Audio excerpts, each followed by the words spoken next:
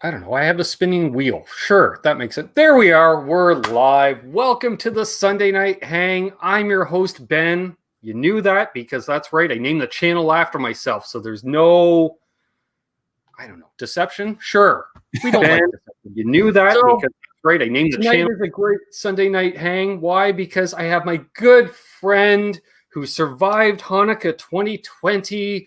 And that allows him to just lay low while, the Gentiles do their thing, I guess. I don't know. Sure. Shawn Hurwitz from the West Coast, which is the best coast. What's going on? What's going on, brother? This is why we don't script anything on this show, right? I like it. We just wing it. Exactly. Wow, we've already got quite the crew in the chat from multiple countries. Yeah. We've got first in the house, Zach Thong, who used to live way up the highway, now lives just up the road from me, which is awesome. We're due to hang out once this craziness is over. Sandra is here. She's awesome. We have Martin tuning in from Austria. Late night for Martin. We've got Randy Crooks from Iowa. Yeah, that's Slipknot country, so he likes it heavy on occasion. Jack Collins tuning in from Louisiana. Terry's Triple G's, who's not only a guitar player, but he can refinish a mean living room floor, I must say. Wow. So, just saying. And moderator to the stars, we've got Charles 75N, awesome. BC Rich 581, who I believe is from Western Maryland. The Feel Button from Parts Unknown, because I can't remember. I want to say out west as well, maybe Oregon, Pacific Northwest. Angry Shoebox, he hasn't mentioned where they're from, so I don't know. Some guy named Shawn Hurwitz, likely a troll. Probably. We've got Fruitcake Tony in the house. Thanks again for the lid. Fits well. Didn't even have to adjust it. There's my cousin Doug, the Down and Back with Corn Doug, who has a year in review that's supposed to come out at some point. He bought editing software, folks. So, and he's a Coombs. So maybe it'll be out by the end of next year. I don't know. It's a lifestyle choice kind of thing. It is. Hip Metal Works, who's also from the West Coast, but north, because he's on Vancouver Island. Beautiful. God's country, we call it here in Canada. We've got Absolute Mayhem. He's just from down the road the other way. JP Page 2, Dana, New Jersey. Milt T, awesome. Bent Tom, my co-host for Canucks with Guitars. He's not a Canuck, but he might as well be a Canuck. That's just honorary. Mill City, Oregon, the Fuel Button. See, I thought Pacific Northwest. He had that laid-back Oregon attitude. Mark Randall is here. Janice Lala, she's from Connecticut. She loves it up there at times. Other times, probably not as much, especially when it gets cold. That's all I got. Mouth. That thumbs up. Sandra, what's going on? Long time no talk. Yes. She's around helping out a variety of channels. Angry Shoebox, Northern California. Nice area. Got stranded in an airport up there once. Where in Northern California? Yes, that's a good question. There's Six String Brian. Finally got off the beautiful snow-covered trails of New Brunswick. He's got one of these new side-by-side modern-day dune buggy. He's out there running the trails. San Francisco Bay Area. Nice. Okay. Nice. It's funny, like I feel like if someone's in LA, they always say, "Yeah, I'm from LA," or "Oh, we're in LA. I'm from the Valley." But when you go Northern California, it's huge. I'm from Northern California. Where? San Francisco Bay Area.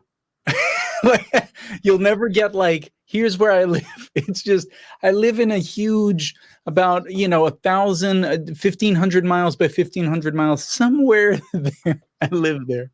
It's always the size of a state unto itself. Exactly. Yeah, it's crazy. Graham Campbell tuning in. Good to see Graham. I believe Scotland, I want to say Graham's in.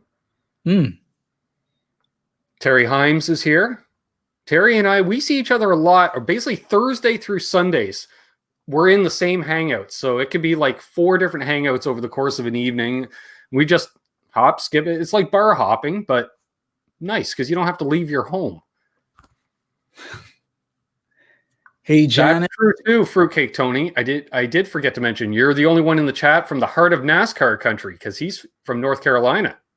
I will mention real quick that Steve Harwell, my singer, the singer for Smash Mouth, is a huge NASCAR guy. Huge NASCAR guy. Like he is. Loves it. Don't know if I knew that. So I don't know if you know, Shawn. I also have a NASCAR podcast that I do each week. Really? Yes, myself and my cousin Doug. We have one, and surprise, surprise, it's called NAS Canucks. I dig it. Well, we'll see next time next time I see Steve, I'll ask him if he wants to do it. He'll say, "You had me at the name." We'll see, man. I wonder when I'm gonna see the guys next. Actually, a bass player hit me up a few days ago, and I'm just like, man, I haven't seen these guys in forever. Oh. I hear you. But anyway, this past Friday, I went to my first jam session since I got back from NAMM. And it was literally myself and one other guy. We have to jam. We have to jam. I'm not going to say who because I made a video about it. That'll be out this week. Damn. There's Keith H. Good to see Keith. There's my lovely sister, Amanda. Nice. We've got 33 people watching. What's up, Amanda? How you doing? Nice. Angry Shoebox says Smash Mouth. I remember reading about them in BAM magazine in the 90s before they hit it big. Nice. Eddie Van Haskell. Cool Tunes Made Easy. Just a little background music. Nice. Frank Corcoran's here. He misses going out to the bars. You know, as a gigging musician, I miss going out to the bars. You know, I was going to start a new band in March. Like, I was like, get back from NAMM, do some business regarding that, make some videos, start ramping up a band around mid-March to get out there for the summer. Not so much. Blackjack Guitar Nut. Nice. I figured my sister was going to tune in tonight. She's like, oh, Shawn's on again? I'm like, that's great, Shawn's on again.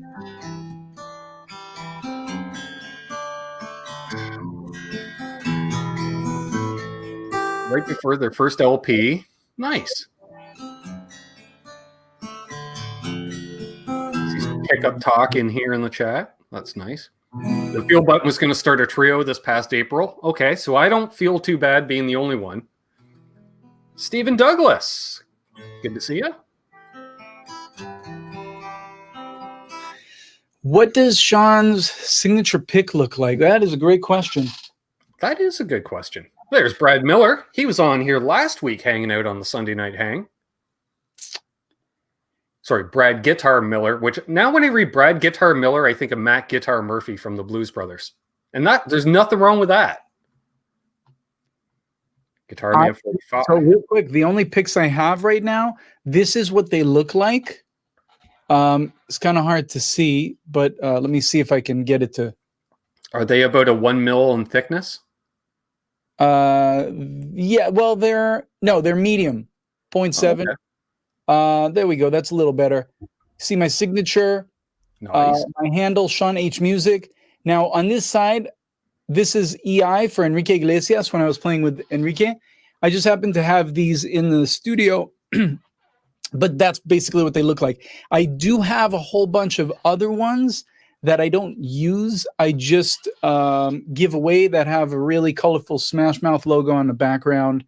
On the other side, that is. And I just don't have them on me because the last bunch of them I left in Texas. So I don't have any on me. That shows you how often I'm playing right now.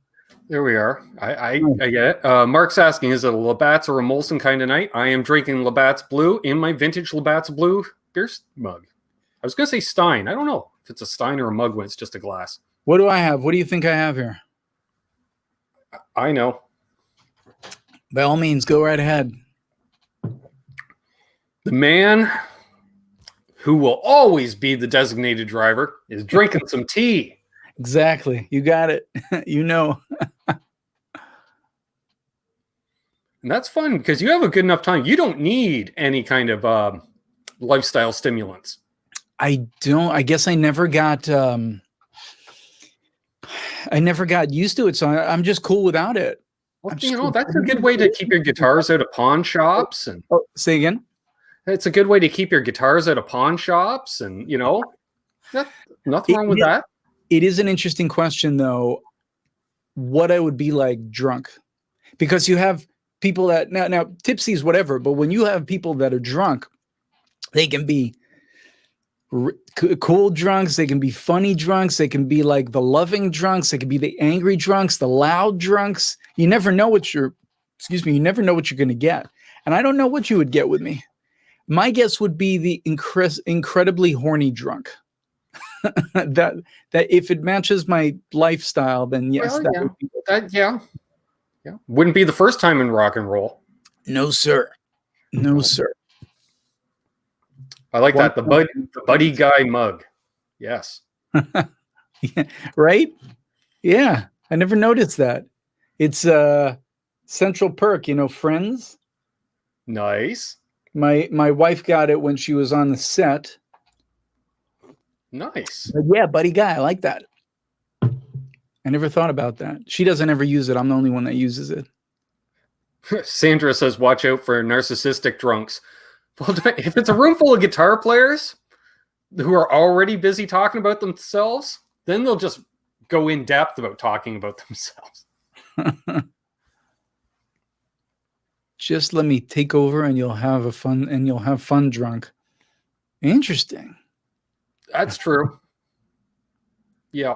Yes. Because my sister she would make the great band mama type road manager, because she would just make sure everybody is just perfect. Sandra, critical mass today. KMX rocks or KXM rocks. I was close. Watch out for drunk drunks. Yeah. They're usually the ones that want to get up and play with the band, I find. That 1-2. Yeah. But they just can't quite. That's what I love about wedge monitors, because if they can't make it over that, there's just no way. That's awesome. And it's not even a stage. It's the same exact level. It's just the monitor. Exactly. That's amazing. Steven says, my 7-year-old has been asking Alexa to play Smash Mouth songs the entire weekend. Nice. Steven, which song can you not hear one more time? Just curious. Nice. Ricky's, Sandra's husband, Ricky's old band was called Critical Mass. Very cool. So the field button says, sometimes I need to be tucked in. Well, see, that's where, Amanda, make sure you're tucked in. She probably wouldn't do it, but she'd have a nice burly roadie do it for her. He'd give you a nice big bear hug before bed, too. Which is nothing wrong with it, because it'll probably, crack the back, loosen you up before you go to sleep. Perfect. All right. Music Therapy Laz, my Hungarian homie, also out of the Bay Area, is going to be lurking while he decorates the tree. Huh? Well, I did some decorating. I got my holiday lights up. Oh, wow.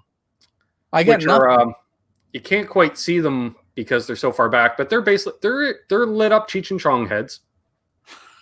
I was wondering, they look kind of big. Yep. I have nothing. That's possibly a gift from my sister. My old rack. It's in the garage. I feel like I should bring it. It's got I have colors inside. We plug it in. It continuously changes the colors and stuff. So it looked interesting on stage. I would like a holiday rack. All-Star. Got it. All-Star, it's one of those songs. If I don't have to listen to the first 30 seconds, I'm great. Once it gets rocking, I'm all good to go. It's just, I think it was heavy airplay. I see a question. Interesting topic. Shawn's relationship with roadies. What is the day-to-day? What a great question that I've never gotten. And hello and welcome. Unbelievable. On freaking watch it. It's still early. And also, Brad Miller, what does Shawn miss most about touring? Well, let's start with the roadies. I'm actually a tech. I'm a sound engineer by trade. I studied it, and I did it for years and years and years. So I was a guitar tech. I was a lighting engineer. I was a sound engineer, the monitor engineer. I did all those jobs. So I have a lot of respect and appreciation for the people that do those jobs.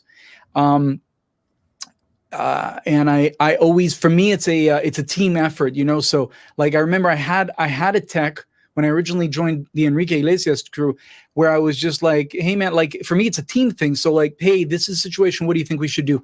And back then the tech wouldn't, he was like, I don't get it. Just tell me what you want. And I'm like, he just tell me what to do. And I'm like, okay, that's just, it's not how I usually work. Cause you're the pro. Like I can tell you what to do, but I don't see me as your boss. Like, hey, make sure to clean all my shit. But I'm just like, hey, what do you think we should do about this? What do you think we should do about that? But I'm very much a team player for that matter. And I love my roadies. I stay in touch with all of them. And that's that. And I have a lot of appreciation for them. The day-to-day. I would agree to that. Yeah. Thankfully, my day-to-day is usually I go over the set sometime before sound check. And then we have a sound check that's usually very fast. 10 minutes, 25 to 20 minutes tops if there are some issues. And we go back to the hotel. I come back.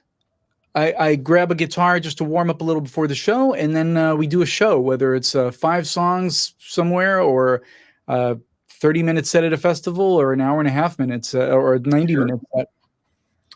I want to welcome in. We've got the Dogpa is here, Dwight Bailey and Adam Finkel.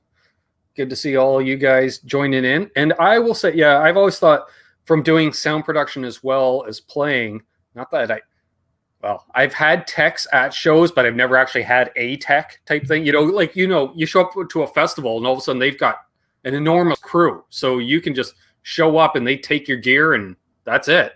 Yeah. And the way I always saw it was, the techs are there before I show up and they're there long after I leave. So, as much you think you're actually doing work, those guys are working. Oh yeah. Busting their ass, man. Yeah. And I wanted to answer Brad Guitar Miller. What does Shawn miss the most about touring? I feel like this changes weekly because just memories, the thing that I tell this to people, and it is true, the thing that I really miss the most is the fans. It's so cool to me to meet people from all over the world. Every person in this chat room has an interesting story, and everyone that I meet in the world has such an interesting story. When did they first hear Smash Mouth? When did they first hear Enrique? What made them wait for 13 hours in the freezing cold rain today to get to the front line? Like, there's just so many interesting people, and I love meeting people. So that's really what I miss. But at this point, that's my favorite thing. But in general, right now, I just miss getting on stage, man. That vibe when you get on stage, and I like rocking stages. So I really miss that. Like, I try to do it in my studio, but it's just not the same. Yep. I hear you. Yeah, I would think the things, like that energy, and it doesn't happen every night, but that first song you get out and you're just perfectly in sync. Your guitar is tuned perfectly with the bass, that synergy where all of a sudden it just feels 110% and you're just going a million miles an hour and you're like, this is great. This is great. That, and probably the hang. Yes. Right. That downtime either just before or after that post gig, especially come off stage, we kicked ass. And then it's just, I'm not sleeping for a few hours. That's for sure. Yeah, it's true. Well, you say that, but you have to wake up at 4 a.m. for a lobby call. So you got to get that's true. Well, you're going to try to sleep. I always found it so much adrenaline after playing that I was always up till 4 or 5 in the morning. Couldn't help it. Hey, Roy Batty. Totally get it. Hey, Sandra actually wants to know, I have an acoustic here, a Maton acoustic. Is there a Christmas song you can play for us, please? I actually don't know any Christmas songs. I'm a Jew. And I don't really know any Hanukkah songs either. Give me a Christmas song. What's da, da, da, da, do, da, da, da, do, do, do, do, do.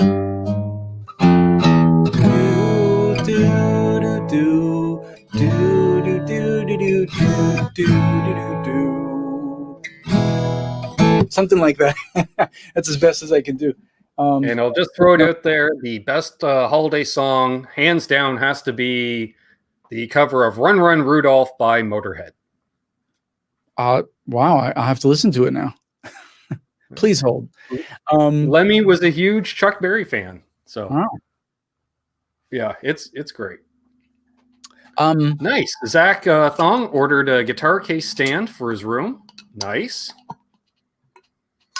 Sandra's asking who's been naughty or nice. I'm thinking there's a lot of naughty folks in here. There is the Hanukkah song by Adam Sandler. That's true. A lot of naughty. Hey, Absolute Mayhem wants to know what's my fit. No, wait, before that, there was Randy Crooks wants to know what my setup is for my pedal board. So real quick, whoever can post this today, look up on YouTube a gentleman by Sanjay C. I did an interview with him that came out today. Okay. And in that interview, which is a 10-minute YouTube video, I show my pedal board so you can see exactly what's on it, and I talk about it. It's a very simple pedal board, though. It's a Fractal AX8, AX8, and an expression pedal by Mission Pedals, an AB switch by Lely, a TU3, a couple of wireless units that are under the Fractal, so it's an all-in-one kind of thing, and that's it, really. Nice. It's really kind of all self-contained. Thank you very much, Laz, my Hungarian homie. He says, I really miss playing out. Let's toast to 2021. And when we play live again, I'm mixing up a tasty spiked eggnog. Well, I'll have some Mountain Kool-Aid to that, brother. Of course, I took a snort off this, and then he does the super chat. So that means I got to do a second one. Oh, well. Only looking after the nieces tomorrow. Absolute Mayhem says, what is your favorite venue to play at? Bars, small gigs, theaters, arenas, and festivals? I really like arenas. I know sound-wise it's not the best, but I really like arenas. Festivals are like, Ben, you said the hang. You just get to see friends at festivals. You get to see a bunch of bands you want to see. So festivals are fun in general for the hang and watching other people, but I love doing the arenas. Just love it. There's something about it. Nice. Hey, Michael Krause. He says Father Christmas by the Kinks. That's a good song. Oh, and I should say, as a Canadian, the Bob and Doug McKenzie 12 Days of Christmas. So there we are. I guess I have to learn some songs for next time. Unfrickin' Believable says, what is Shawn working on now for TV and movie drops? Man, I'm always...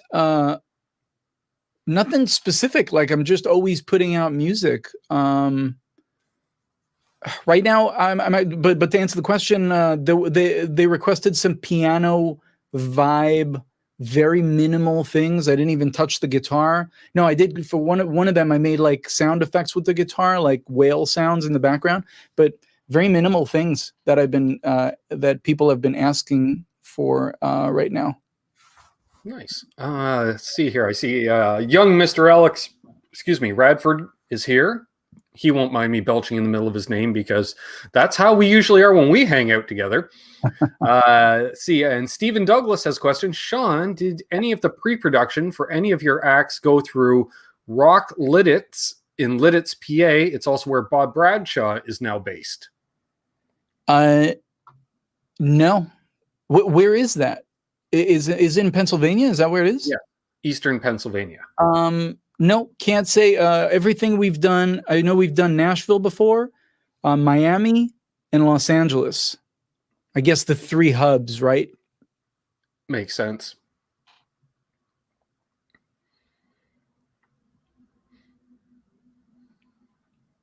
Okay, I see Absolute Mayhem and Terry's 3Gs are nerding out on Mandalorian stuff here. Or Mandalorian. I don't know, something like that. Manchurian? Nope.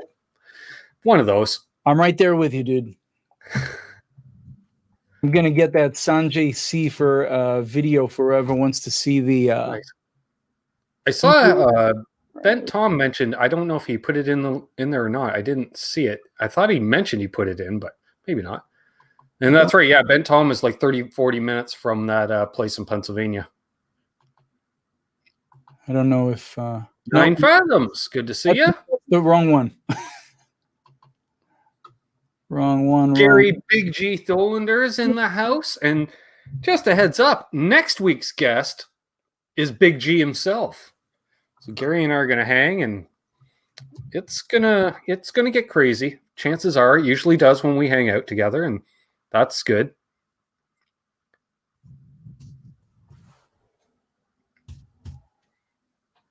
All right, I seen Tom mentioning it, but I don't see the link in the StreamYard chat. So I'm going to open up the YouTube chat to see if it shows up there.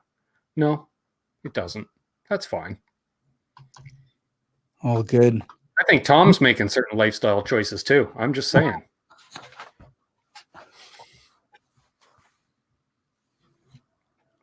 So what have I missed since the last time I was on here? I mean, well, not much. Just a lot of the same. Everyone just having fun. For some reason, it didn't let you post the link in here. So you know what, Shawn? I'm just going to give you one of those blue wrenches so you can just put whatever the heck you please in there. There we go. Oh, coming in like a champ. The first comment I saw from my brother Aaron of the day was doing a super chat to China Mike saying he had to go do a bunch of laundry and wrap 16 gifts.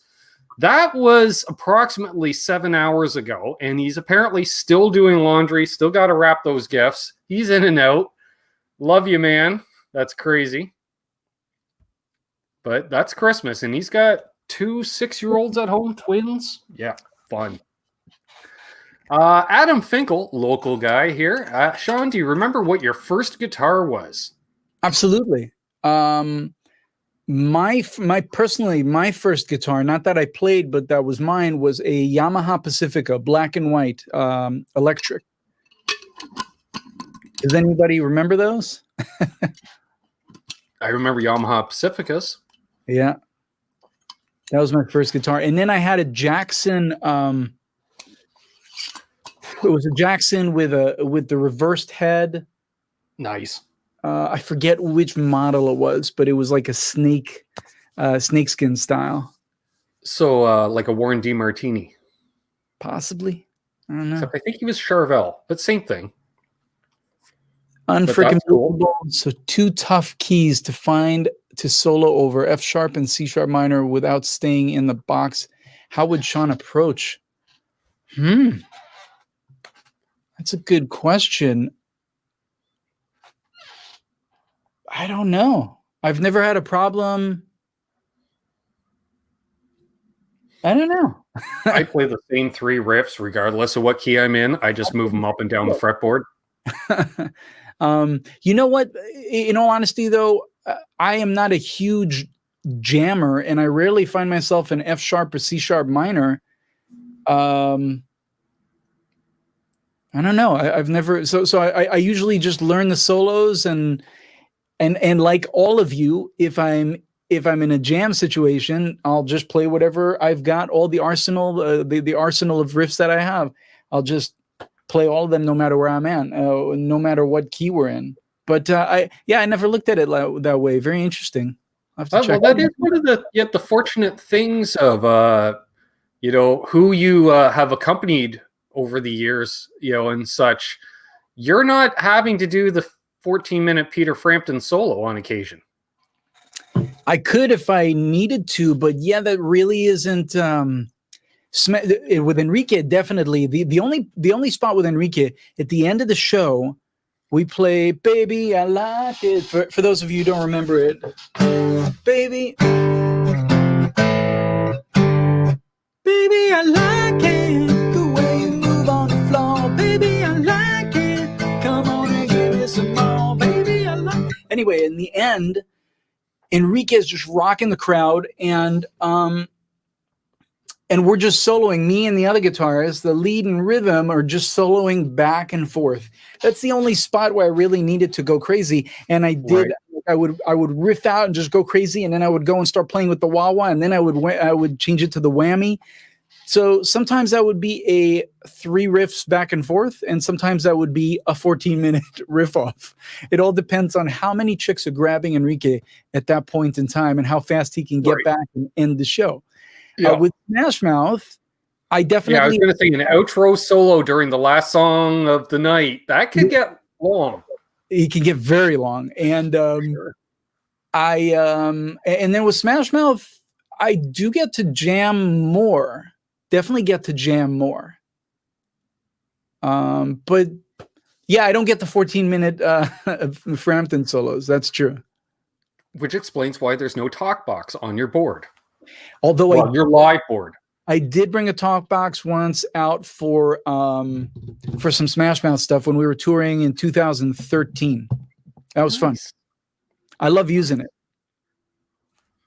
There we are. Let's see. Greg Myers here. Good to see you, Greg. Let's see. Preston Smith made it. Awesome. Good to see you, man. Good to see all these people. Yes. And let's see here. Milt. My brother from another brother. Mother from another brother. No, that's not right. We'll try it. Did you ever play Caesars in Windsor, Ontario with Enrique? Caesars Casino in Windsor, Ontario. Right across the river from Detroit. Yeah, I've done I've done Ontario with him at a casino. I don't know if it was Caesars. What year was it? I was with him from 2015 to last year, 2019. Yeah. So I'm not sure. But I do remember I was in Ontario. My when I went to do this show with Enrique, my back had spasmed. One of those where your muscle is spasming, it's completely out of your control. And I walked in snow. I was like, I could take an Uber, but the pharmacy is not that far away. I ended up walking for 45 minutes each direction, just because I wanted a little air. That was a mistake. But I got I got some muscle relaxers, and it definitely got me through the show. But that was the last time I saw snow, to be honest. It's a few years ago. Nice. Oh, we have breaking news. My cousin Doug was able to edit the show before next year. Nice. Mazal tov. Nice. Craig Tomlinson, good to see you here. Or Doug said the show could have been at Casino Rama, north of Toronto as well. Possibly. You know what? It would be on my website. I'll have to look it up. Let's look it up. Any crazy? No worries on being late, Alex. I know you have a job to do too. You had your show going on with the captain. Snow is a pain. Snow's, pretty much a way of life. I hate gigging in the winter, and that's when you get more gigs because nobody wants to gig in the winter. Is that how it is? Yeah. Let's see. I've loaded in at 0 Fahrenheit, Shawn. Oof. Well, I did that while I didn't load in. I went to perform in that in Alaska. I thankfully did not have to load in. Yeah. Let's see. So the last things I have in Canada. Hey, there's Boner Jams. Good to see you, Boner Jams. Still one of the best names in YouTube. Jeff K is here. I don't know. I had a private event in Ontario with Enrique. Air Canada Centre in Toronto. That was one expensive bachelorette party, I know. Montreal Bell Center. Oh no, wait, there's more. No, but that's okay, here we go. I'm looking at it wrong. That wasn't it. Down, shakedown. The feel button. Any crazy Enrique fan stories? And Milt brought it up. Apparently you played at Caesars Windsor on February 16th, 2011. Well, I didn't because I wasn't playing with him yet. Then you weren't playing with him. Well, here we go. I was at 2015, from 2015 with him. Crazy Enrique fan stories. So many, too many to count. His fans are very passionate. I feel like that's very politically correct to say that. I was going to say aggressive, but you be you. They will run over your body to get to him. It's intense. It can get very intense.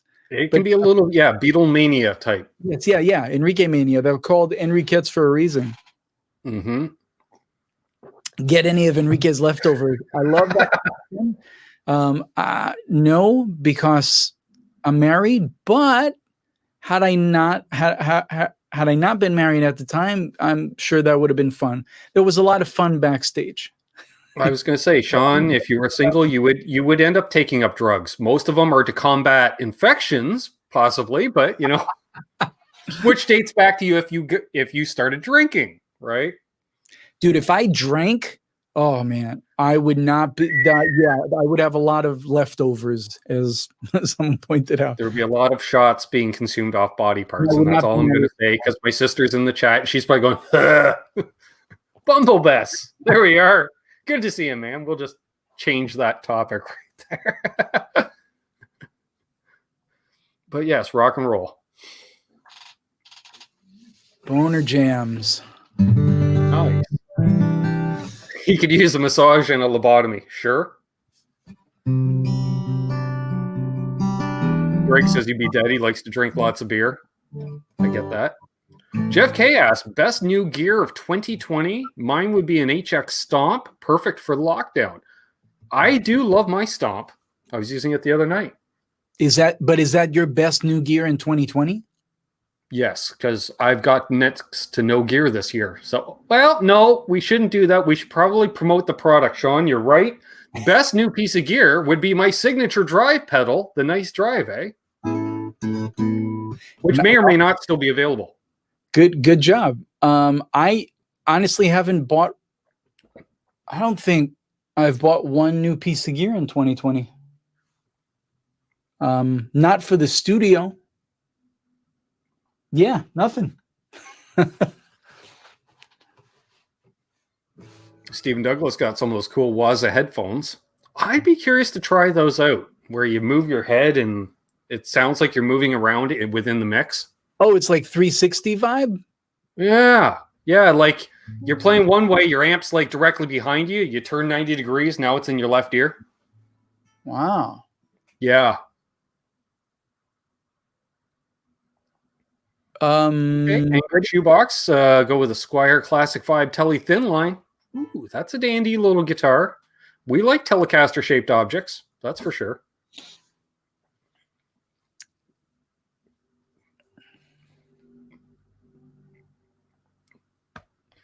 Boner Jams, Dark Lord of the Spliff, love you, bro. Shawn Hurwitz, what musically are you looking to accomplish in 2021?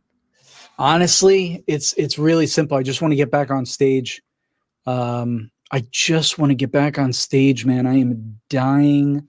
It's not that I'm home all the time. I was just in Texas for a week. You know, I mean, I do get out. So I'm not like, oh my God, get me out of the house, get me out of the studio. But I just miss the stage and that energy so much. That's the only thing I care about in 2020 musically. I'm just going to keep doing what I'm doing, create a bunch of stuff in the studio for TV and film. But that's what I really want to accomplish. I want to get back on stage really bad. That energy. Yeah. Yeah, man. Absolute man. That is a drug. I will say that is a drug. Absolutely. Absolute Mayhem want to know, what is my go-to lick when I'm checking out a guitar other than scales? I don't really do scales. Not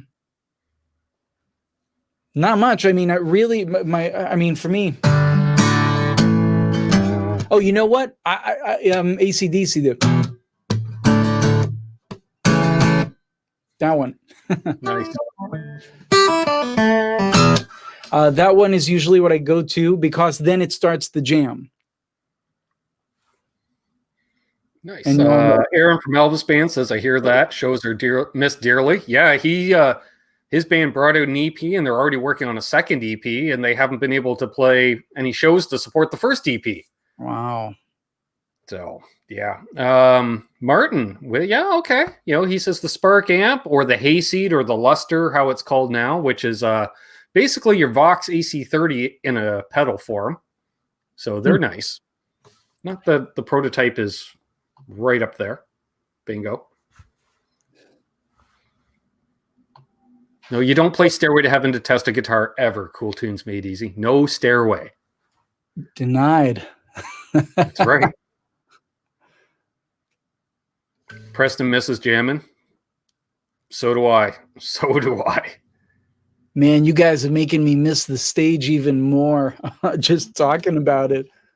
Well, it was like we were watching China Mike earlier today, China Guitar Skeptics live stream. Hey, China Mike, if you're watching on replay. And we were talking with Aaron from Elvis Band. He's from just south of Chicago. China Mike is actually based in the UK. And we were joking how, next month it'll be a year we're all hanging out together at NAMM. And it's like, damn. I'm like, that's been 11 months? Because it feels like 4 or 5 months ago to me. Because nothing's happened this year. So you don't have all those memories to take up a year. And it's just nuts. Man. Hey, Cushman NYC, Michael Easter. Cool Tunes Made Easy asks, Shawn, your first big crowd event, how was that? Did you freeze or have any brain farts?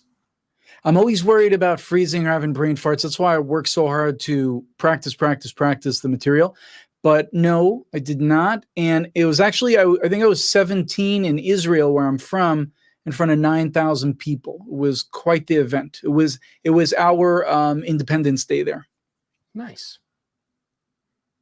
Very nice. Very nice. Oh, I did see a question. I think it was from Mayhem earlier. It was once you found that you've kind of made it in a career, we're going to do. What was that one item you decided to splurge on? I mean, for me, it was getting the Shabbat guitars, which I'm happy to show you guys again. If you guys want to see, I'll show you my guitars. But I have no problem. Yeah, say again. I have no problem with that. I like looking at guitars. But yeah, here, let me grab one. So this was and let me just so I can see what I'm showing you guys. This was my first Shabbat guitar. I believe it's a Lion. And then I splurged on another one, which is not as beat up, but it's my red one. That was basically I just splurged on some guitars.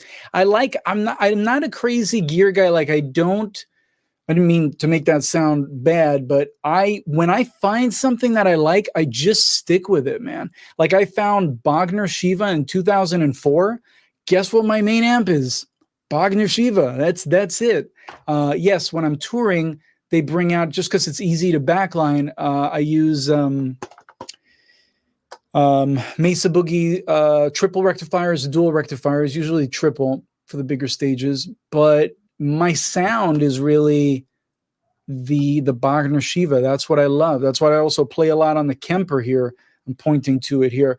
That's like my main sound: Goldfinger Bogner and Shiva Bogner. Nice. So I don't splurge that much on gear.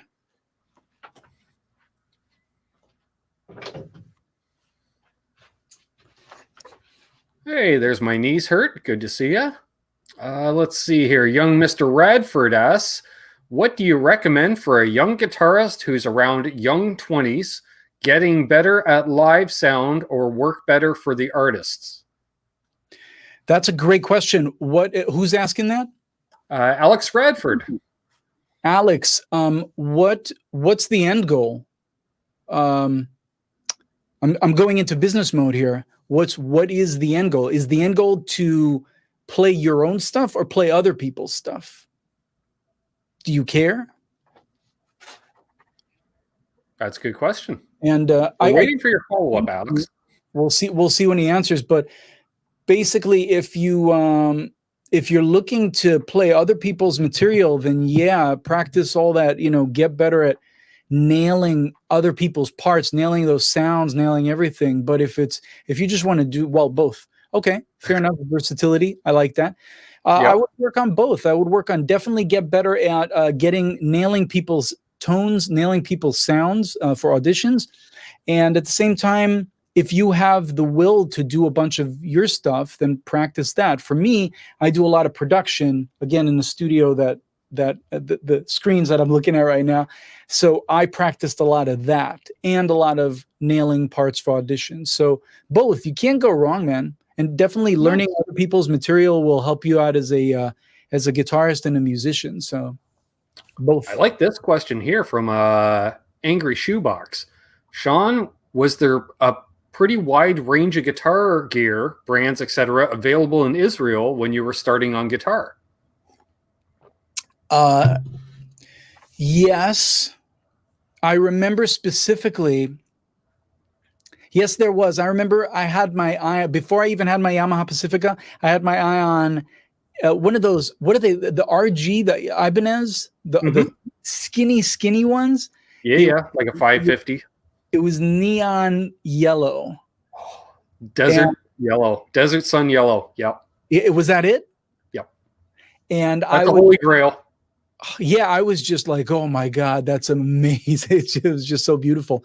I will say there were a certain amount of guitars. There were, but you had your Fender amps, your Fender Strats, Gibsons, and a few other ones. You really didn't, and some Ibanez and Jackson. You really didn't have too much going on. These days, you can get Mesa Boogie, you can get Bogner, you can get all that stuff in Israel, but usually it's a special order. They just don't have, as you can imagine, small country, they don't have a massive amount of boutique-y stuff. Right. Well, what's the population of Israel? That's a good question. I want to say, I'm going to look it up right now, but I want to say 8,000, including all Israelis and Palestinians. Population of Israel. Maybe 7. I'm sorry, it says 8 million. 8.8 million. So almost 9 million. Okay. I was close, sort of. There's another Israel question here that I saw. So I was just thinking, you figured the sheer numbers, percentage of population that actually play guitar. So, yeah, exactly. Well, so you guys know Shabbat. Actually, I see Alba's band put the 3 best made guitars I found are Novos, which I'm not familiar with. Oh, they're made in Nashville. They're lovely guitars. More electric or acoustic? Electric. And then Shabbats and Makmuls. Now, Shabbats and Makmuls are Israeli made. Shabbat is made in LA by my friend Avi Shabbat, which is the story. Makmul is in Israel. So, I'm just saying 2 out of 3. But what was I going to say? We should also mention Aaron knows about every product on the market, period. He is he is my encyclopedia. Thank God he's here, because a lot of times I get a question in the chat. Hey, Ben, what do you think of this product? I'm like, never heard of it. And then he'll chime in, dude, second day of NAMM, you were playing it. It was 11 a.m. You liked the tone. I'm like, oh yeah, great product. That's cool, man. I'm glad someone remembers. I can't keep up with it.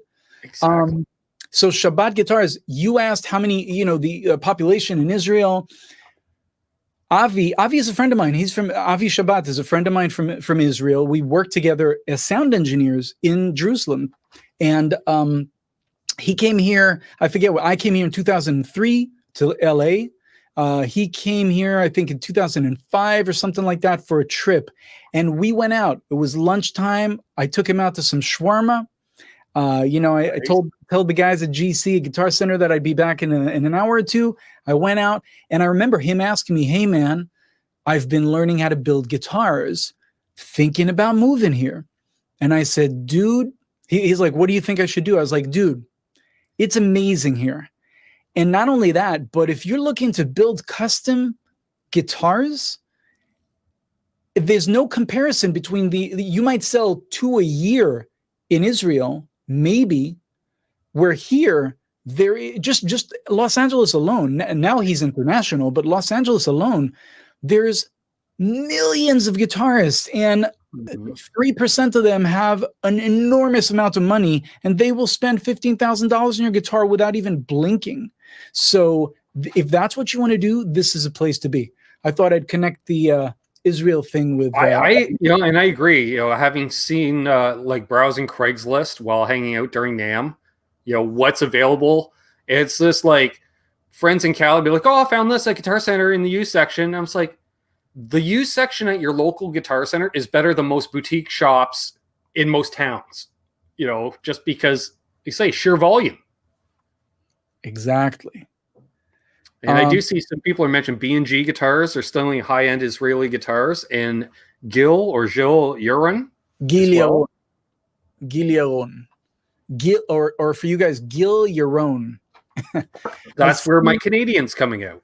I see. I saw something else about Israel. Someone asked if I speak Hebrew. Yes. Where was that?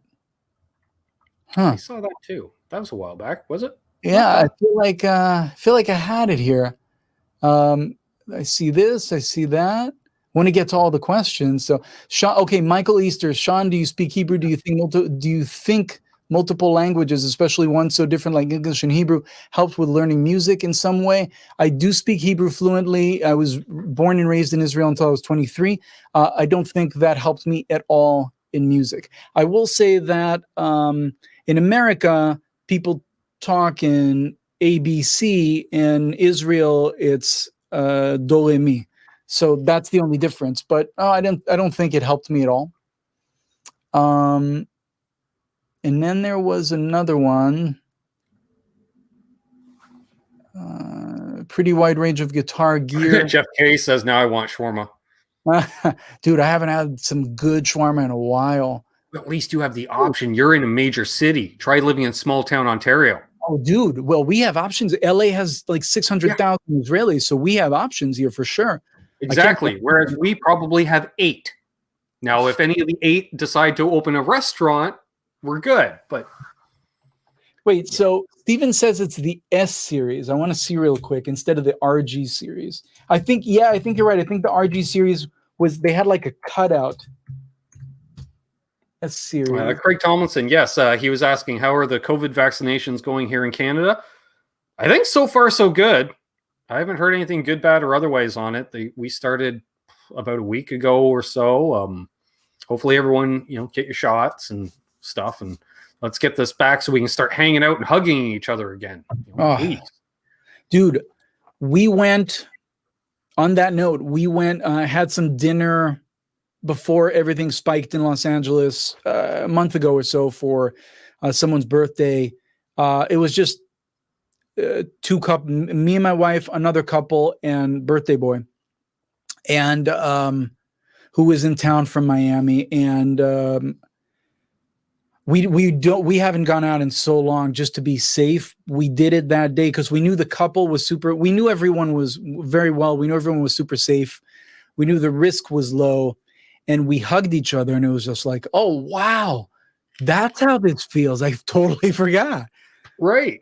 It's crazy. Like I felt like, oh, wow, like you can feel another person. Holy crap. Other than my wife.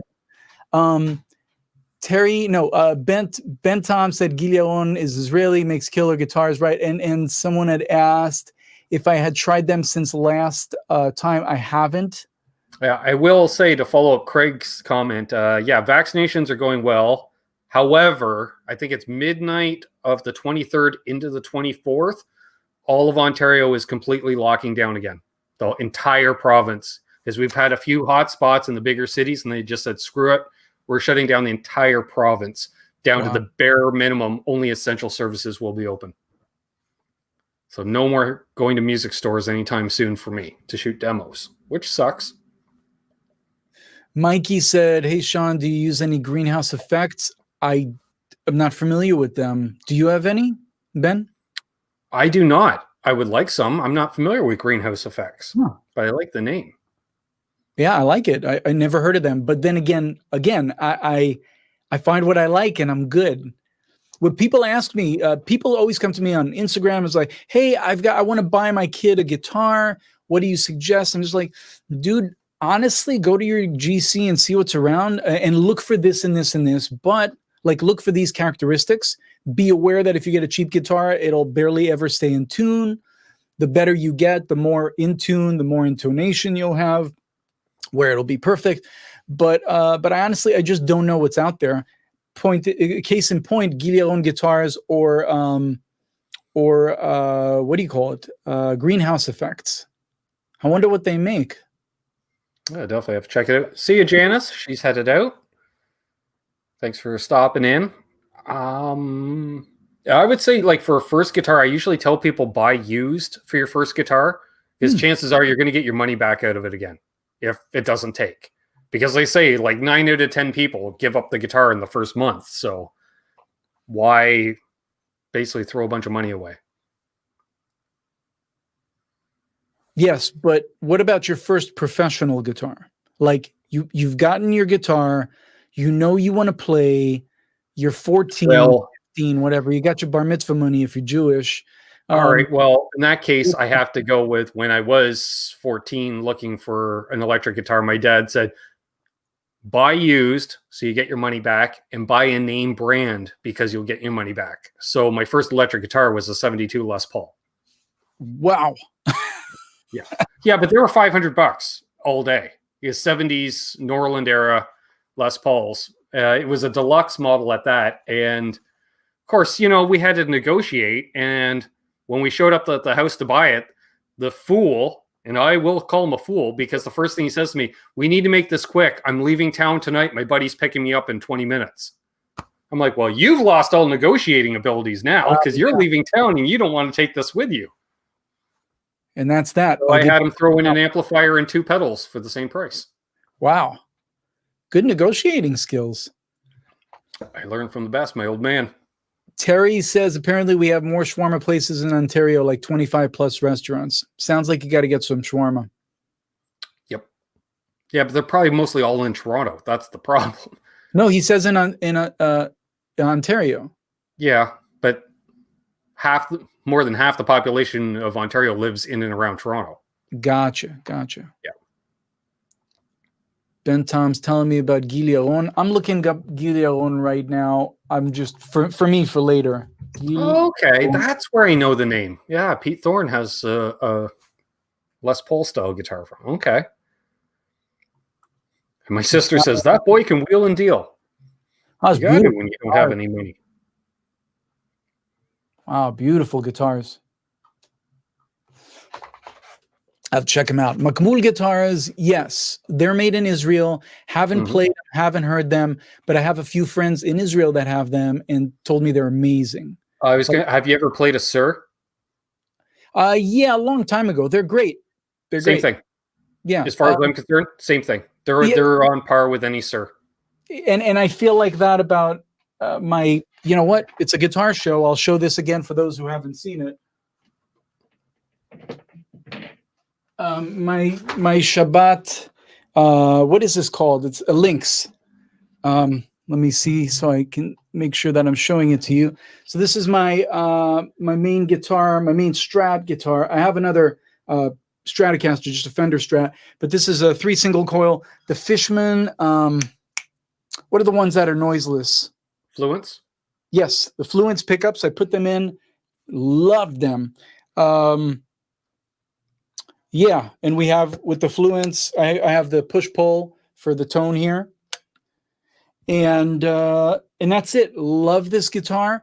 And to me, this is just like a Sir. And probably if I ever play the Makmul, it'll be the same thing. It's just a work of art. And I can tell you the Shabbats, I don't know how many of you have toured the world with Shabbats, but I will take this guitar on a 17-hour trip. So that's actually more like 30 hours in between leaving the house and stuff. Have it in my Reunion Blues gig bag, pull it out in Dubai or India, wherever I'm going to, and it's tuned. Beautiful. It's just amazing. I barely have these guitars treated, the Shabbat guitars, because they're just so well built. That right. And as a professional musician, I can't be the guy on stage that's losing tuning. And I hit my guitars hard, man. I play hard. And they take it. They take the abuse. They stay in tune. They stay in shape. What can I say? The action stays the same. They're just dependable. And that to me is priceless.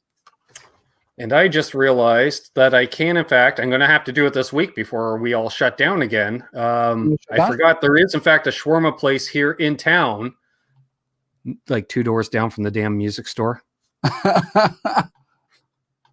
Just saying. Just saying, yeah, which is literally halfway between the music store and the bank that my sister works at. Because her bank's on the corner. You walk down the street, it's literally 2 doors. There's the Shabbat, the shawarma, and then boom, Ardens music. So that's where I'm headed on Tuesday. I think you have your afternoon plan for you. What's the weather going to be like? There was snow on the ground today, but we're right around the freezing mark all week. Just above freezing all week. Fun. Yeah. Yeah, always fun. Which reminds me, I really need to fire up the snowblower before I need to use it. I thankfully have not done that yet. I have not lived in a place where it snows, but my wife wants to move eventually. So you guys will have to follow me to wherever it is I go. Works for me. Works for me. Shawn, cool tunes made easy. Wants to know, Shawn, what bands do you dig nowadays and any days? You know, that's a good question. I've actually been listening to, kind of going with the theme here. An Israeli band sings in Israel. They recorded this in Los Angeles, so it's not really an Israeli. It has no Israeli connotation other than the fact that the musicians, the duo, are Israeli. I dare you to go check it out. Amazing music, not necessarily guitar oriented, but just really interesting music. They're called Deep Sea Creatures. Nice. There's one album on Spotify. You can find it probably on all of them. I listened to it on Spotify, and it's been on repeat for me for the last few days. And they no longer exist. Like, I know the dudes, they're just, one is in Israel and one is here. So that was the end of that. It was just like one of those where I'm just like, but amazing music. What bands do I dig though? 21 Pilots have put out some really cool stuff. There's, what's the name? Matteo Asato? Am I saying his name right? The guitarist? Yeah, he's an insane guitarist. I'm a big fan of his. Obviously I can't even say his name right. And then there's the guitarist. I always forget his name, that plays for Snarky Puppy. Do you remember? You know who I'm talking about? Oh, someone's gonna know. Yeah, come on. We'll rely on the chat here. And while we do that, I want to shout out. We got Rick Romanelli in the chat. Awesome. And PJ and the Beard. Welcome, the Beard. It's never PJ. It's never PJ. It's always the Beard. Yeah, Mark Lidieri, exactly. I don't even know if I'm saying his name right. That guy blows my mind. It's just one of those, it's so easy for him to play. It's effortless. It's just wonderful. I really just enjoy watching him play. I'm not even jealous. I'm just like, wow, that is just super cool. Nice. All right. My sister is going to be back. She's putting Sam to bed. Good night, Sam. Sweet dreams. I will see Sam tomorrow. That's going to be there might be a video out of that. We'll see if I'm babysitting two girls all day. Yeah. And then doing a show tomorrow night. That'll be fun. Bent Tom, show's all on you tomorrow night. I'll be probably dead tired by 8 o'clock. So we'll see. Craig, like how he uses the sub and up. Nice. I like that kind of use. Craig Thompson's asking, ever listen to any Ninette Tayeb? Yes. Thank you. Yes, good stuff. My Canadian, I'm just no, she's Israeli, but the name is very Middle Eastern. Very Tayeb is very like Arabic oriented, and every time she comes to LA, I miss her shows, and then I see all my friends went, and I'm like, God damn it! But I do have friends that have played with her and that play with her, so I have listened to her stuff and I like it. I just haven't seen her live. Nice. And the Dogpa says, Mattias has a new signature pedal from Jackson called the Asabi. Cool. Mateos, the guitarist. Yes. Yes. Nice. The Asabi. What is it? Just a drive? That's a good question. From Jackson, though. I didn't know Jackson did any pedals. They do now. $350. Huh. Wonder if they're rebranded Fender pedals. Jackson being owned by Fender. Fender makes pedals. A distortion in that contains a huge array of tones and is also the world's first pedal to feature analog distortion plugins. Huh? Ooh. Dude, that's kind of crazy. It's a beautiful looking drive. That's right, Terry. Jackson Audio. Different company. That's right. And then we had another question. Zach Bong says Google Stuckless Guitars. Stuckless Guitars. Guitars. Do you know them? No, I'm not familiar. Look at all the stuff I'm learning today. This is great. Thanks, guys. Right. And Randy Crook says the last concert he went to was the Trans-Siberian Orchestra. So I'm going to guess it's been a year since Randy went to a concert because they only really tour 1 month of the year. So it sounds like Stuckless, he sells them through the 12th fret in Toronto. Familiar with it? Nice. That's a nice store. Apparently they have Stuckless guitars. That would make sense because they are a high-end store. 12th fret, Roger Stuckless. Roger Stuckless. I get Stuckless is the last. That is a gorgeous looking guitar. I used to know the head repair guy at the 12th fret years and years ago. He was also he was a guy that Larrivee would hire to do just fretboard inlays because he did some of the best fretboard inlays in the world.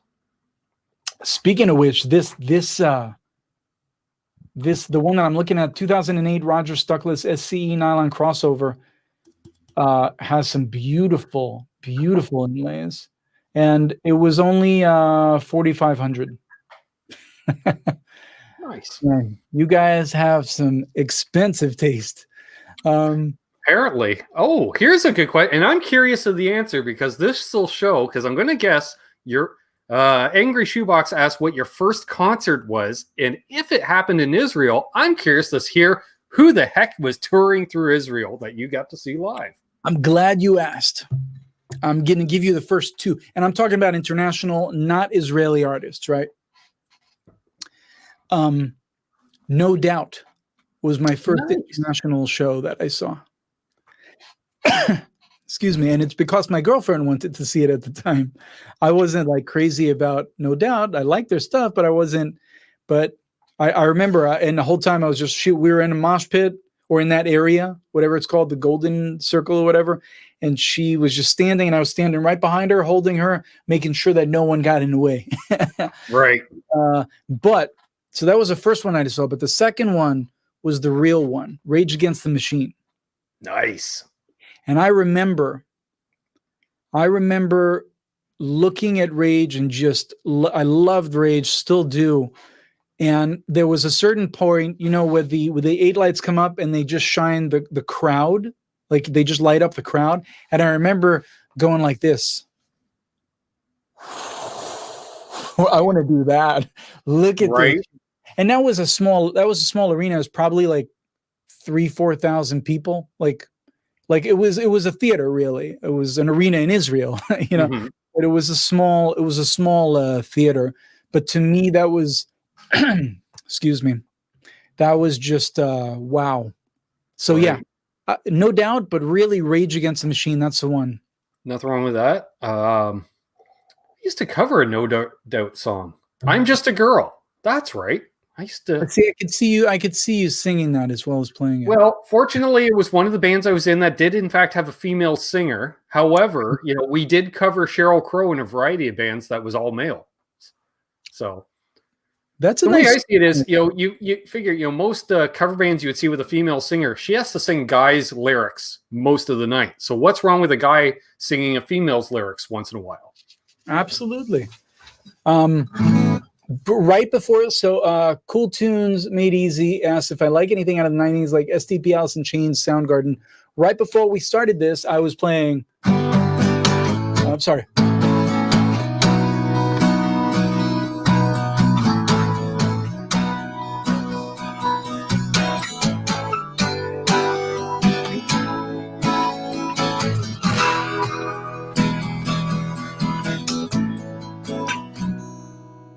Right before we got online.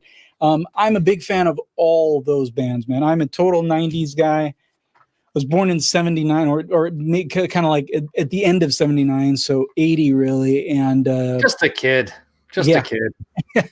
But the 90s is when I grew up on all those bands and love them. Nice. Cool Tunes Made Easy says he saw Chains 5 times. Wow. My first rock concert was Alice in Chains' first headline tour in November of 1992 at the concert hall in Toronto, which was 1,200 seat general admission. So you waited in line for 4 hours to get in to get a good spot. in November, standing on Yonge Street in Toronto in November for 4 hours. That was fun. You know what? I'd like to take advantage of this and just kind of circle it back real quick. Your first international show, my first international show with, No Doubt, and then Rage Against the Machine. I thought it'd be cool to let people know the last time I was in Israel was me playing with Enrique Iglesias in Parque El Con, or Hay El Con Park, for 45,000 people. So that was like, come back to Israel and play in front of 45,000 people. That was an amazing show. And I thought I'd be scared shitless. Sure. I thought it would really get to me. It did not. I had a blast. Nice. I don't know how, but I just had a blast. Nice. Seeing a few people are mentioning various shows. I will say the first international show I did see, though, wasn't rock. It was actually country, and that would have been Roy Clark. Wow. And even though I was totally into AC/DC and Led Zeppelin as a 14-year-old, when I sat down, because we had like 4th or 6th row, we were right front center. Doesn't hurt that my dad knew the promoter, and he was the president of the local musicians union at the time. So, hey, so we had good tickets, and I went to school because I just started playing guitar, and I knew about Roy Clark, and I'm like, yeah, he's bigger. And that's when I discovered bluegrass is just the speed metal of country. And yep, I was just like, this guy shreds, like flat out shreds. And I'm like, screw this fast picking business. If you can get your fingers involved and do some finger picking, you can shred. And that's really, a few people said Aerosmith. I haven't seen Aerosmith live, man. That's just, what's I'm blanking on the name of the guitarist. Please help me out here. Joe Perry. He is such a phenomenal, like, he's just got his own style. Every time I listen to him, I'm just like, what is he playing? It's just amazing. Mine with Tommy Emmanuel. Martin says my Maiden is the Tommy Emmanuel model, the guitar that I was just playing. Nice. Do you know, speaking of what you were saying about what was speed metal of country? Bluegrass.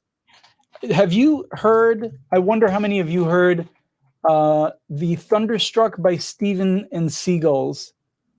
Have you heard that? I believe I have.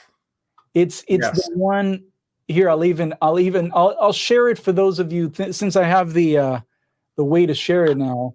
Yes, you do. For those of you who haven't seen it, it's freaking awesome. It's Brad Miller's calling us both kids. Yeah, you would, Brad. You would. Yeah. That's okay, Brad. You brought Van Halen to parts of Florida. So you introduced Van Halen to parts of Florida. So there you go. You're just awesome anyways, and you're a hero in my books. So, hey, my lovely sister is back. Hey, Amanda. Ben Tom, you know what I'm talking about. You know that, dude, what a great, that guy plays the banjo. So they're all playing so well. Mm-hmm. Minnie's Hurt says, I'm a metalhead, but my first show was Grateful Dead in 89, I think. You did that concert right then. If you're not sure, you did it perfect. Yeah, that's what I was going to ask. What were you on at that time? Yeah. The first show, both concerts, I was sober for both shows because I was 14 and with my dad at the first show. So guess what? Nothing going on because dad doesn't even drink. And the second show, I don't think they served alcohol at the venue. And yeah, we were standing outside all day and there was only drinkers I was hanging out with. I made up for it the next concert, which was opening day of the Canadian exhibition, where we started the day with Blues Traveler, then Soundgarden on the Bad Motorfinger tour, Pearl Jam, still supporting their first album, and then Neil Young with Booker T and the MGs backing him up. And there was stuff floating around in the 65,000 of us, and I partook quite a bit. Hey, there's Rob from Tesi Switch. Good to see you. What did I want to say? Digging those Master 8 picks, Shawn, Rob. There. Put it over here. Still using. Check them out. Made in Japan. Master 8 picks. Damn. How thick are those? I ordered 1 mils. They come in a variety of thicknesses. I went back to 1 mils. Hey, Mr. Fuji in the house. One of my favorite names, and always been a big fan of Mr. Fuji. What was Mr. Fuji's first show? That's what I want to know. Ooh, that would have been a while ago. Let's see. Man, you guys have seen some amazing shows. You know what's crazy? Believe it or not, I have not seen many shows. I don't enjoy going to shows that much because it's just, I'm constantly looking at the stuff on stage. I'm constantly looking, hey, Vandy, what's going on, buddy?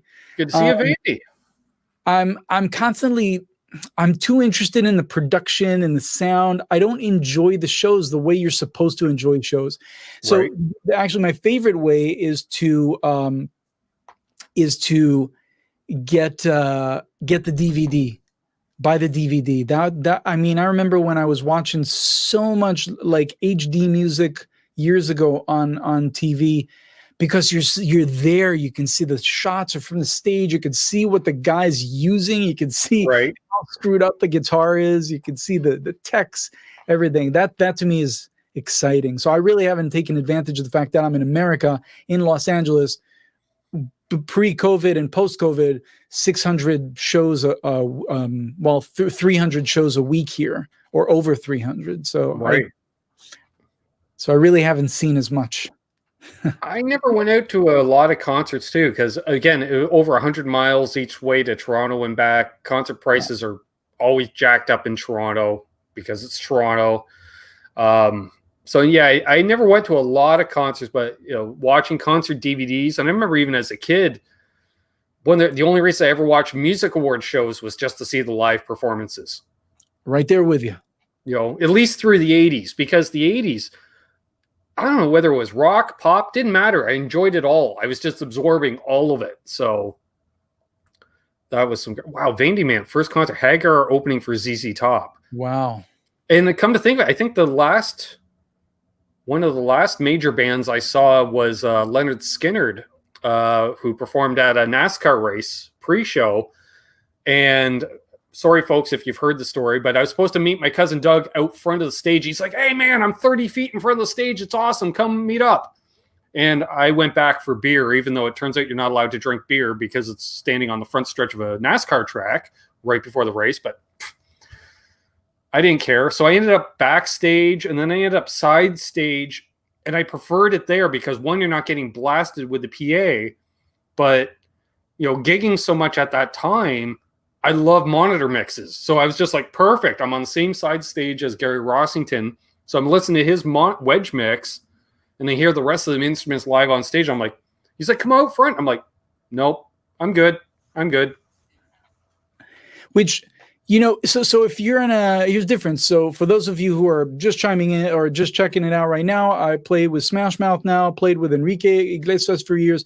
The thing about, and I played with a lot of other bands too, but the thing about when you're on a Smash Mouth stage, it's going to be a lot of guitars. Steve, the singer, loves guitars. I don't mind how loud I am because I have in-ears. I could be loud, low. It doesn't really matter to me because I get my mix. But Steve loves guitars blasting at him from everywhere. So you'll hear a lot of guitars. You'll hear a rock band. But if you come to see the Enrique show and you're on the side of the stage, you'll just hear drums and percussion. Everything else is going direct. Mm-hmm. And you don't hear anything. We just don't have monitors on stage. So it's, it would be kind of boring for you. My wife has done it many times, and I can't imagine how. At that point, I would find your monitor mixer, who is generally side stage, and I'd grab a headset. Probably. Yeah, Eddie would hook it up for sure. Yeah, definitely. I get that for sure. But actually, when you were mentioning what Steve likes a lot of guitars, I was going to say, for someone, if anyone is not, huge Smash Mouth fan or familiar with their live show, you guys sound way different live than, because the first time I remember seeing, I think it was even in the 90s, because they were playing, a show in Canada that was broadcast. So it was a live set or whatever. And to me, I was like, Nice. And it reminded me of the name of the band escapes me, but it was like, okay, so you guys just polished it up to sell to the masses for the pop market. I get it. You guys aren't really what I heard on the record, and I like it. But I get it. You play the game, you get big and famous. Good idea. Now you have infrastructure. You have some support behind you. When's the last time you saw Smash Mouth, actually? When did you see Smash Mouth? What year? Do you remember? Oh, I'm trying to think. It was, I want to say late night, like 98, 99. It was on some Much Music event or something, which is our MTV. And I was just like, it was the same songs, but they were like, if you let me mix the album, what I mean? Like let a rocker mix the album. Yes. Well, not just rocker, but like punk rockers. They were all about and all about punk rock. And I mean, still to this day, I bring a rock element that Steve loves. Steve's always like, turn up the gain. I'm like, dude, if I turn up the gain anymore, I mean, I've said to him, if I turn up the gain anymore, they won't hear what I'm playing. It's just like all gain. But yeah, so if I turn up anymore, I'm James Hetfield at this point. I might as well just palm mute. Exactly. Like I can't turn up the gain. And then we were just laughing about this the other day. There was some meme or something about what each person does, and the guitarist goes and turns up the amp. And I said, for me, I don't turn up the amp. Suddenly my guitars will be louder, and I'll be like, what the hell happened? And I look at my tech, and he's like pointing at Steve, because Steve had told him, turn up the amp. And I'm just like, just fake it or something, dude. Because then it blasts everyone with ears. Ben Tom says Steve seems like a super fun guy on stage. Is he much fun off stage? Yeah, I'd say 95% of the time he's fucking hoot. He's a lot of fun off stage. Everyone, they're all great, smiley people. I was gonna say, basically, I think I got to know Steve away, from the typical press interview is when he did the reality TV series, where it was a bunch of celebrities living in a house together. Did Steve do that? It sounds vaguely familiar. Yeah, I can't. Somebody help me. All I remember, he was on the same season as Cece DeVille from Poison, and both of them got out of rehab that day to do the TV series. And I'm like, and this is one of these reality TV shows my girlfriend would always want to watch. And I'm like, this year's going to be fun. We got Cece and Steve. All right. What TV show? The Surreal Life. That's it. The Surreal Life. Yes. Battle of the 80s hair band. CeCe DeVille, Alexis Arquette, CeCe DeVille, Steve Harwell, Sherman Hemsley. Yep. I can't say I've ever seen it. And this was 2003 when I just got here. See, that explains why I was willing to watch reality TV, because I met my girlfriend in 2002 when we were still new, and I would, suck it up and watch crap like that on TV. As opposed to, 10 years, fast forward 10 years. Oh, you're watching that? I'll be off jamming for an hour. Totally get that. I get it. Hey, metalhead hippie. Brad Egan's here. Awesome. Second concert, Kiss Asylum tour in Rochester, New York. Let me guess, at the Rochester War Memorial. Because everybody played at the War Memorial in Rochester. That's Doug X. Yep. Thank you, teammates. Yes, I'm wearing the holiday ZZ Top shirt. It does say Happy Holidays down here. And I've got nothing. I find this at a discount store for like $10. I'm like, there's my holiday show shirt. I'll be wearing it again probably tomorrow night. You know what?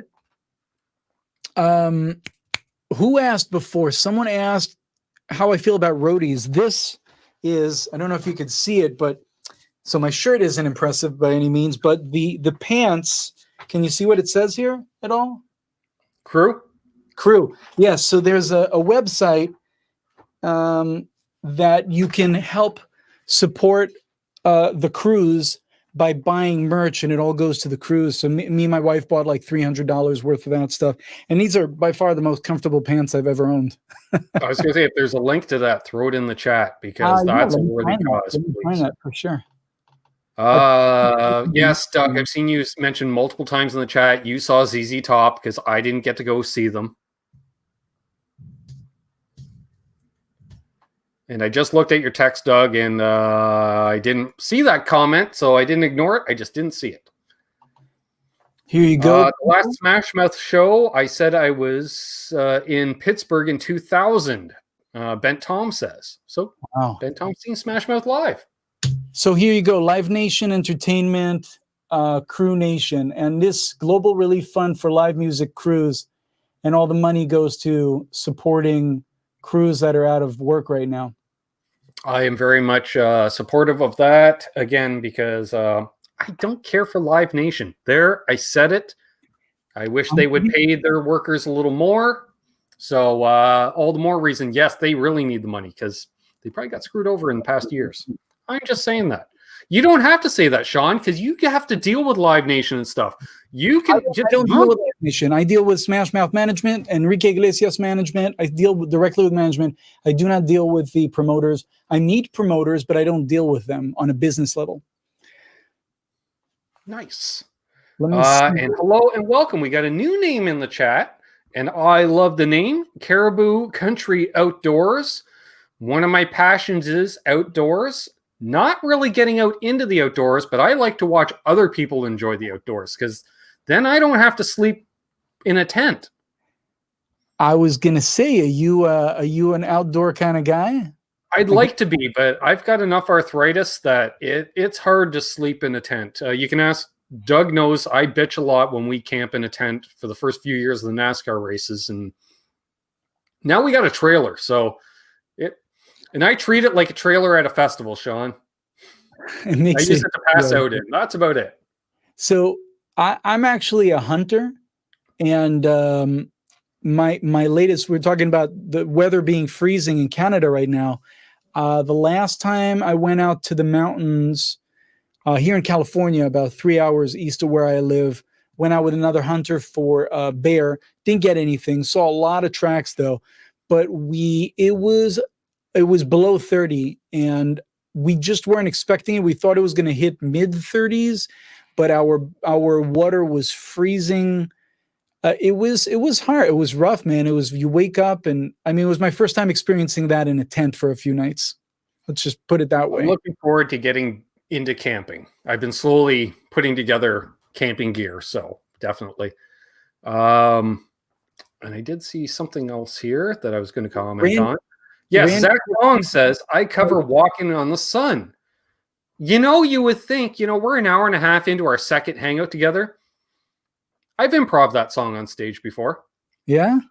Yep. The last band I was in, the Honey Badger outfit, the other guitar player, Richie, had a great organ sim that he would do with his guitar.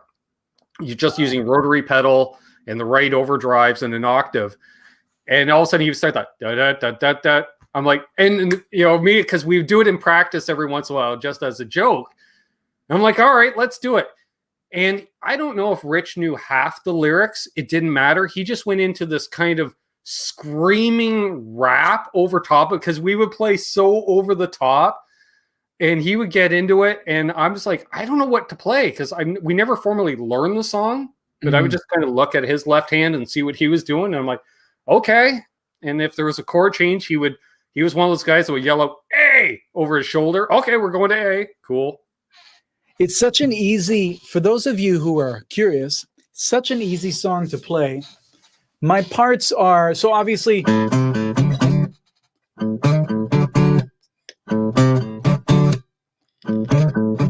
then it's just octaves.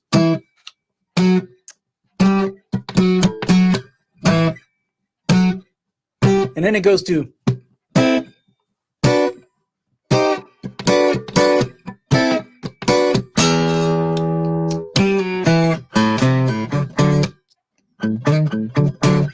Thank you. I'm glad you mentioned the octaves because I didn't know what to do on the song other than single notes. I'm like, well, when in doubt, make it an octave.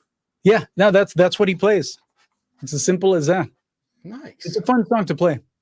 We really go crazy on that one. It's that we play that usually mid-set, and it's when people know what we start with. People know a few songs here and there.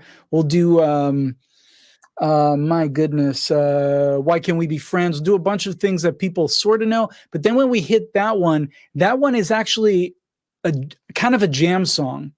Steve will sometimes want the beginning to be like a 5-minute drum, guitar, bass solo, very all over the place. Well, I believe that was their first hit, was it not?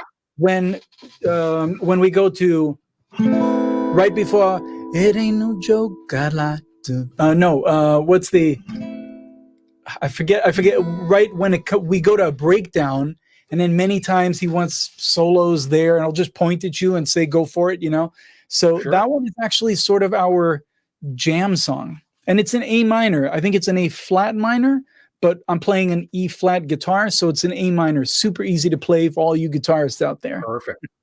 Perfect. Yeah, I think that was their first hit.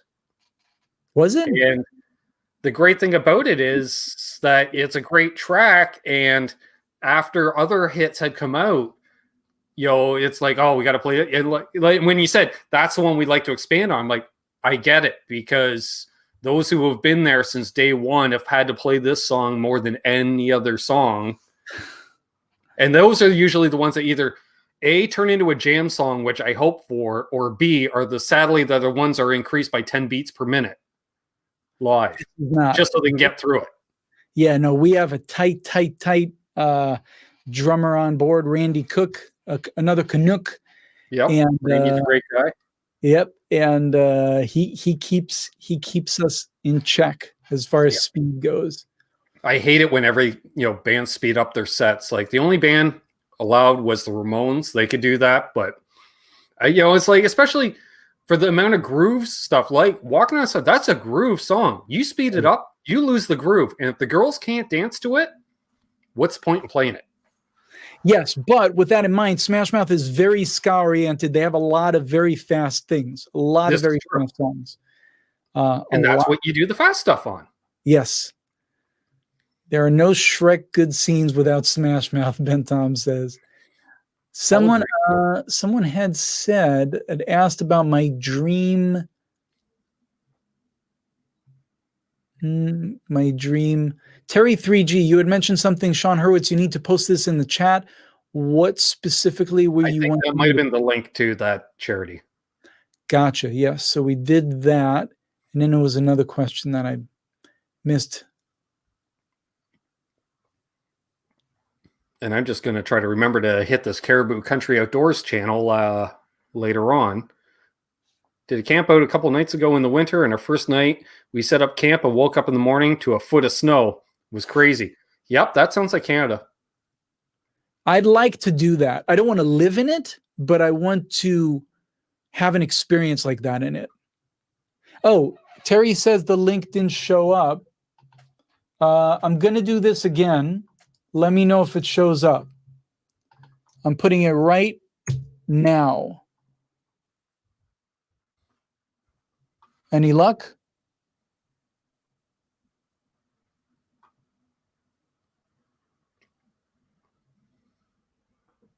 Let me bring up the YouTube chat just to see if I can see it. Yeah, I put it up on YouTube. What the hell? Huh. Not showing up? No, that's what everyone's saying. It's not showing up. Huh. I'll have to make sure. No, it's not StreamYard, Terry. There's something going, because Tom was trying to post links too. I'll have to check on that. Maybe there's a setting on my end that's not allowing links, although that's weird because generally moderators can post whatever they want. Yeah. That's weird. Well, for what it's worth, if you go to Live Nation Entertainment, I know you all appreciate your crews and want to support. We do. Even a little, livenationentertainment.com/crew nation. And really, I looked it up by going to Google and putting in crew support, donate, buy clothing. And that's so Metalhead Hippie says links have been effed for over a week. Oh, well, that's okay. Because I've been posting links as a moderator in various chats, so good to know. Okay. Wow. Oh, that's probably just YouTube being YouTube. It's hit or miss. Okay, fair enough. Thanks, Metalhead Hippie. I appreciate the update. Speaking of which, Metalhead Hippie, I believe, will be going live in about 25 minutes. So everybody should be checking out. He does one of the best community-based channels out there, promoting independent music videos and stuff. Like, you post something up there, he's going to play it. If you post a song, he'll play it. Nice. And you will be going live. So definitely check that out. What did I see here? So Brad Guitar Miller says, here's the Live Nation crew link, and it doesn't show up either. Right. So yeah, I think it's just a problem. Hey, there's Oregon Guitarist. Good to see you. Deja Voodoo. Real quick, I realized I didn't. Somebody else snuck in and I forgot to say hi. Hi. Walking on the Sun was Big Shiny Tunes too. So Big Shiny Tunes was a compilation album that Much Music would bring out every year. And that's when I knew I was kind of getting away from listening to everything into just certain genres, was by the early 90s. Because Big Shiny Tunes, hey, they have 7 out of 10 songs I like. And then the next year they have 5. And then it's like they have 2. And I'm not buying that anymore. Was it mainly pop? What was it? It was everything. It could be rock, pop, pretty much, rock, pop, some hip hop, no country for some reason. Well, I shouldn't say that. If it was Shania Twain may have made it on because she was so big when she hit. Plus being Canadian, I probably would have made it on to a Canadian compilation album. You know what? I realize I didn't talk about this at all, so I'll just let people know. Guys, if anyone's interested, I actually have a YouTube channel. It's just Shawn Hurwitz. There's a link down below. I can't put it in the chat, but there's a link down below in the channel description. And yes. You know what? Let's do that if you wouldn't mind. Let's also add the Crew Nation, the live, whatever it is, the Crew Nation. Yeah, if you want to send me that link in, Terry did it. Terry got it up there. Yes, Terry. This is why Terry is moderator to the stars. I'm telling you.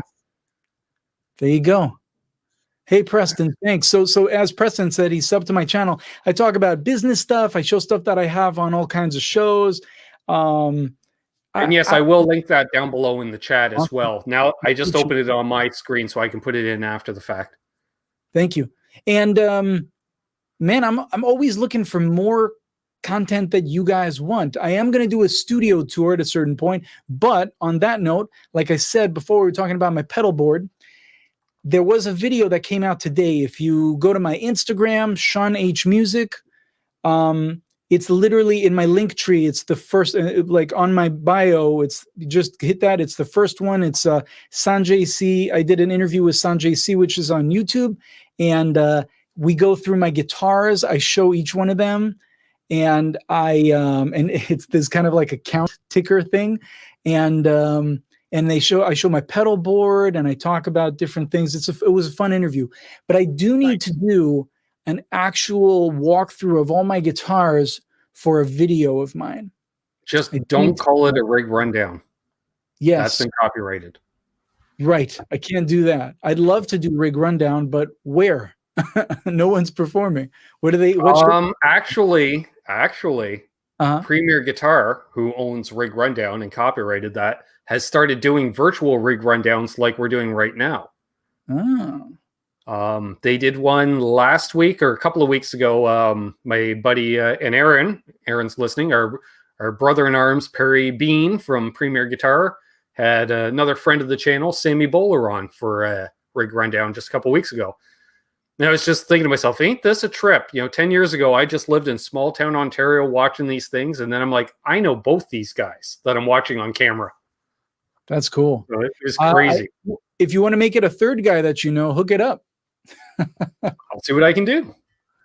Actually, I've been meaning to hit up Perry anyway, so just to say hi. So I'll definitely do that. Yes, thank you, Preston. Premier has also been doing rig rundowns for artists' home rigs. See, that's a great take on that. The home rig, since they already do rig rundowns. I like that. Okay. Awesome. Definitely. And yeah, I was going to say, unless you're living under a rock, if you have any interest in pursuing music at all, definitely subscribe and watch Shawn's videos, because you literally picked up, because Well, he's not here to defend himself. Pete Thorne has really dropped the ball on his series of So You Want to Be a Pro Musician. Oh. But thankfully, Shawn picked right up where Pete left off, and there we go. Well, Pete's a rock star in his own right, man. He's that he is. Pete knows I'd be kidding him. So, hey, folks, you let Pete know. You can email him. He'll check it in a week or two. Music therapy, Laz. Happy holidays. Have to run out. To you as well, Laz. To you as well. So B581 says he always thought He-Man was secretly gay. Is it because of the amazing physique and the buff muscles? And always shirtless? Yeah, that's a good point. And really tight, it's really tight pants. Now that I think loincloth thing action. Yep. Yeah. Roy Batty says Robert Baker couldn't get his members only pre-stream to work either. Well, that sucks. Maybe it's just a glitch that's going on right now. Right. You know, if YouTube didn't have a glitch somewhere, it wouldn't be YouTube. But they're the best we got. So there we are. Hey, let me ask you something. We haven't discussed anything about COVID, and I'm just curious, 9-10 months into COVID, how is Canada handling it? Like, how are they supporting their citizens? If you apply, I think it translates, you can get a monthly check of roughly $1,200 US per month. Wow. Which goes a lot. I personally, I haven't applied for anything like that because I work from home. My overhead's low. You know, I'm able to, thanks to the folks here that watch the videos, watch the ads, and the occasional super chat, you know, I'm able to avoid that, which is nice. But fortunately, I've been doing a lot of that, and being a rather, you know, social society, you know, remote learning, stuff like that, we take it in stride. There's some pushback, but you're going to have that segment because we all live somewhere on the spectrum mentally as well as politically. So you do see a little pushback, and surprisingly, the pushback areas are seeing spikes as a result. Imagine that. You know, we see that in any country around the world, I think. And hopefully, I think doing this lockdown for the end of the year, I don't know how long it is to just kind of lockdown and offering vaccinations can really, I think that's going to be a huge leap forward to hopefully things will be back to normal, hopefully by next summer, at least in Canada. I'm hoping. So there was a rumor that Summer NAMM may happen next year, and I would love to go to Nashville next July. I don't know, man, because they need so much time to plan that stuff that it's rough. I mean, it's rough. Yeah. I think, although part of it, I think personally, you're going to see Summer NAMM canceled next year and 2022 Winter NAMM canceled. This is just the businessman in me. So the comeback is Nashville, which is normally only about 1/10 the size. How do we make Summer NAMM bigger? Make it the big comeback, big splash. People look around. Nashville, cool town. Let's check it out. And then maybe both NAMM shows can be bigger as a result. Did they cancel 2022? Winter? Not officially. Not officially, but I suspect it, especially since having a lot of friends like yourself in California, I keep an eye on California. And you guys have had a shitty year. You guys have your wildfires in the spring, which never stopped. They're still going at this point. We got a massive population density, craziness, and Godspeed all of you out there. Well, Greg Myers says, and thank you for that. Greg says, but one thing I look at, shut down more hunting and fishing. And that's actually what you just brought up, Ben. The wildfires kind of screwed us on hunting and fishing because they closed all the national forests here, so you couldn't go hunting. Like, so many hunters had to cancel their plans. I have to. BC Rich 581 says single women have been encouraging me to social distance since the early 90s. So I've been preparing for this most of my adult life. Love it. That's like, I remember getting those questions like, how are you handling the lockdowns, in the spring and stuff? And I'm like, I've been working from home for over a year. So the only difference is I don't get to slip off to a music store once a week to shoot demos. That's about it.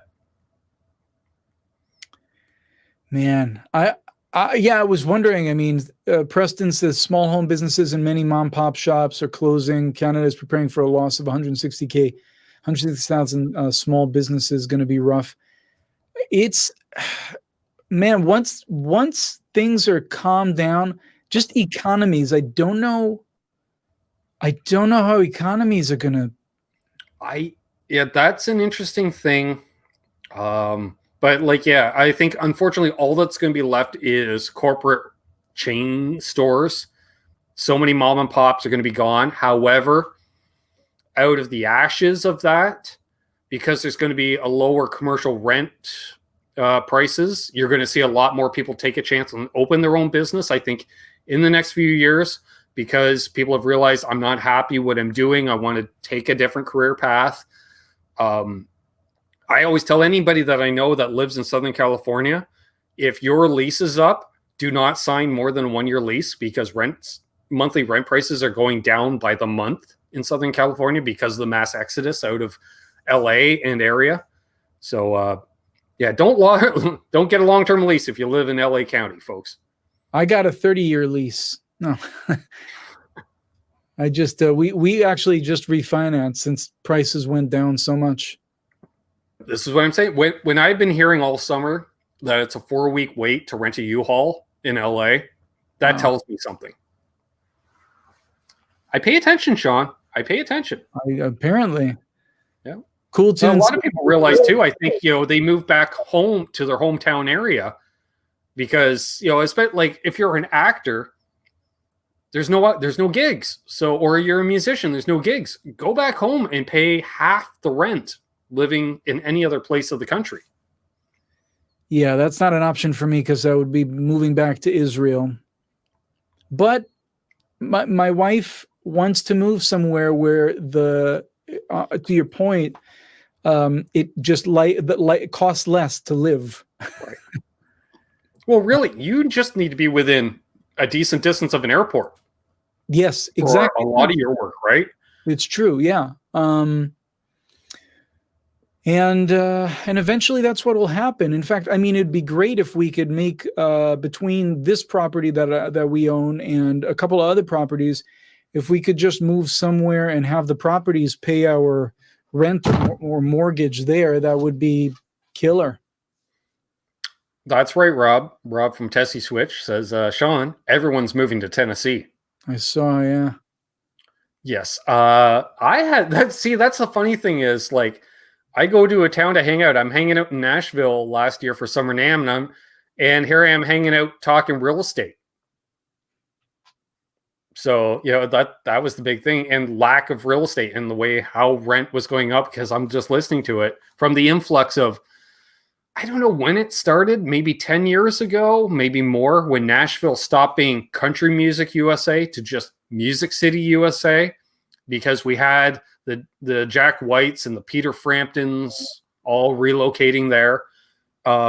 Personally, I don't have a problem with that. If we combine the New York, the Chicago, Atlanta, LA, and Nashville all into one area, and it is that one huge music mecca, I don't have a problem with that.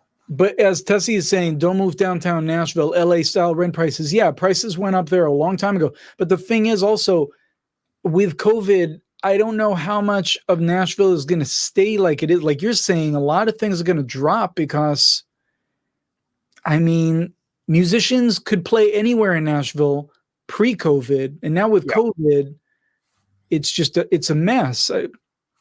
We'll see what it'll do. Vandy says move to Denver. Come to Denver, Shawn. Vandy, I think I'm supposed to go hunting with your boy in where I think in Utah, no? Nice. But 1-bedroom apartment, $3,500 a month. Ouch. That is LA pricing. That's why you got to live in the slums of East Nashville, which they call it the rough part of town. Personally, I loved it.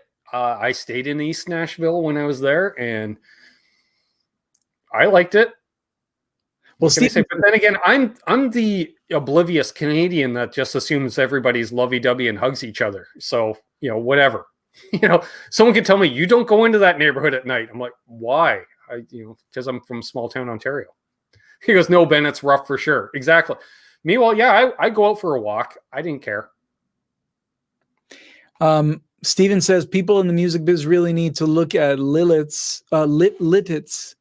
It's the next Nashville. It's unbelievably cheap. You're close to New York and Philly. Look up Rock Lititz. Right, because it's just outside of Philadelphia, New York. That makes sense. Great. Hey, Gur. Good to see Gur. He says, great elk hunting in BC if you get a chance. I actually performed in BC, I think a year ago with Smash Mouth. It was a gorgeous country. I'd love to come up there. The biggest issue about hunting anywhere else is how do I get the meat back affordably? Right. Let's not forget I'm a musician during COVID.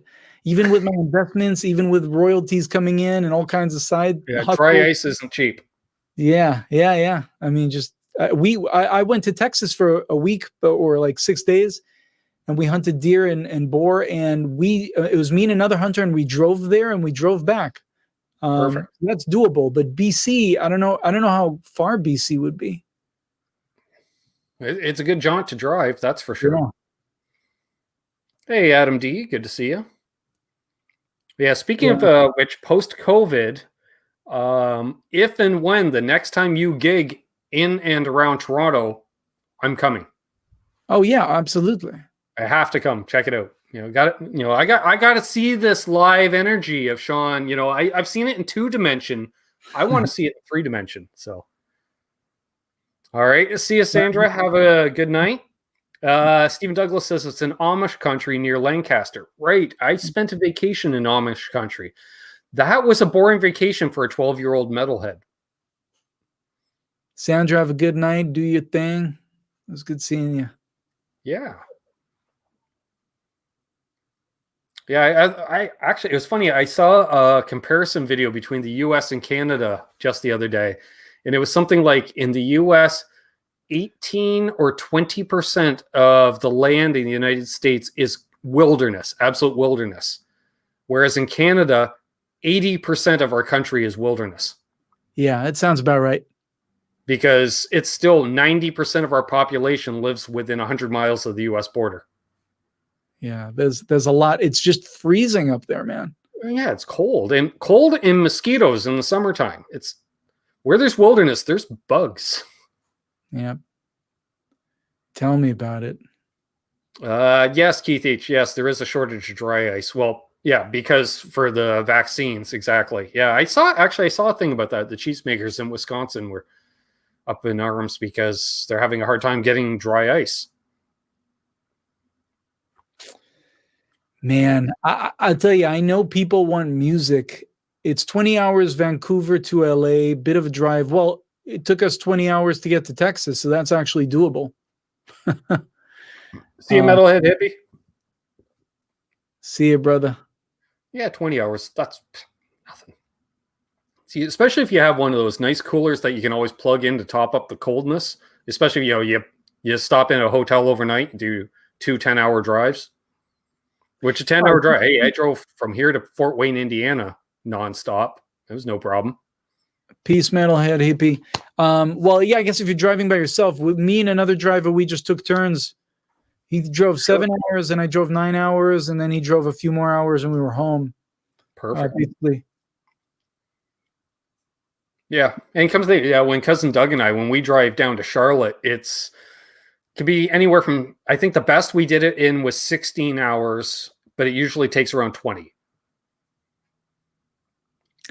Yeah, man, I don't know how we did it in 16. We must have had like no food, just the two of us, so it was like quick.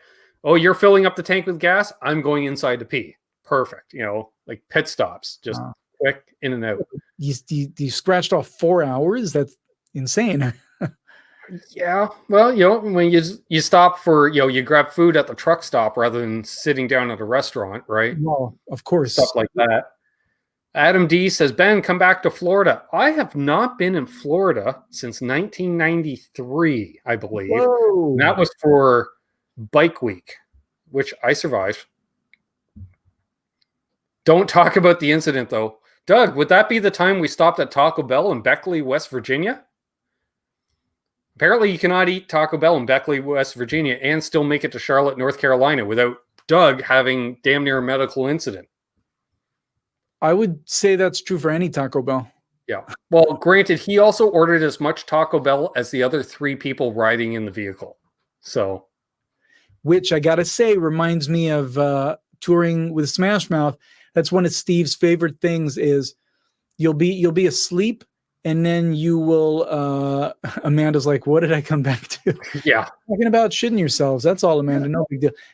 You'd wake up in the morning, you'd stop at 3 o'clock in the morning or 2 o'clock in the morning, the bus would stop, you'd be sleeping, you just chill, go back to sleep, and in the morning you'd wake up and there's $70 worth of Taco Bell on the table because Steve he'll just go into Taco Bell and just tell him to load it all up, bring it back to the bus, and half of it would go to waste by the time we got up. So you just go to complete waste. Taco Bell should come with free Imodium, 100%. I agree. I like how, my sister asked what I come back to in the Dogpa tour shirts. Tour shirts.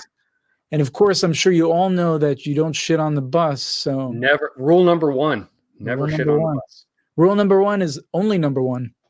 Yep. COVID hunting. Oh yeah, Doug. We won't talk about the old guy incident. No. That was interesting. Yeah, I forget that. All I'll say is I forget as a Canadian how prevalent handgun sales are in the United States compared to Canada. It's just it doesn't even fathom your mind as a Canadian that somebody may be packing heat when you're having a heated discussion with somebody and your cousin's elbowing you. I'm like, what? And he's like, I'm like, oh, the bulge, right? Yep. On the hip. Bulge. And he's not talking about his banana in his pocket. That's right. Absolute Mayhem wants to know any good touring pranks. Not too many. Actually, if you look up on my YouTube, you will see the touring prank. Let's see, YouTube, Shawn Hurwitz. I just want to give you I won't be able to share the actual thing, but it was when Eddie Van Halen passed away. I posted, what did we do? Latest and greatest. And yes, I agree, Dog, but he's like, be nice if you ever visit Texas. Yeah, I'm aware. I've now become aware of the open carry states, Dogpa. I will say that. Okay, so Smash Mouth, if you look on my, you see Smash Mouth tribute to Van Halen, and there's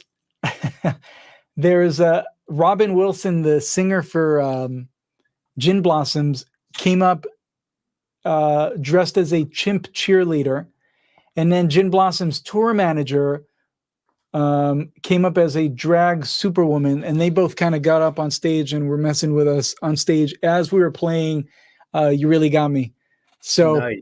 It's worth looking. I was going to say, yeah, generally a lot of tour pranks will happen either if it's your first tour with a band, you're going to get a little something happen early, or if you're the opening act on the last date of your leg opening for somebody, you better be aware. Yes. Not that it's ever happened to me, but I've seen enough videos and read enough stories that, if you're open, expect the headliners to prank you, which is usually a sign of you did an awesome job opening for us. Right. Or we just want to take advantage of the fact that it's the last show and we're going to prank someone. Terry's in the video. Yes, if thank you, Terry. So apparently Terry can post links on YouTube. Nobody else can. Awesome. Thank you, Vandy. A virtual hug. I like virtual hugs. Have a great night. Great seeing you, buddy. Yeah. Wow. We've done 2 hours, dude. How'd that happen? Steven says, yeah. Wow. Yeah. Steven says Israel makes Texas look like an anti-gun rally. What do you mean that there's a lot of guns in Israel? Because there aren't. It's very, very hard to get a gun permit in Israel. you have to be living in an area that's very that your life is in danger. They'll let you have a handgun, but other than that, no, not really. It's very hard to get a handgun permit there. See you, Martin. Yeah, Martin, it's what, 4 a.m. in Austria? Get some sleep, buddy. Yes. Excuse me. Pumping by. Well, we could probably wrap things up here. We've gone 2 hours. That just means we have to do a part 3. Anytime. Exactly. That's what it was funny last, you said, anytime, hit me up, and it was literally somebody's like, hey, you got a guest for next week? I'm like, no. Hey, Shawn, want to hang out? Cool. Done. Boom. Like literally it was maybe a minute and a half of texting. And half of that time was waiting for the initial reply because apparently Shawn literally wasn't holding his phone waiting for my text. He actually had to take the time to pick it up, which is awesome. So definitely anything to add, my good man, as we look forward to 2021, look back on 20. I don't know. Like anything to add?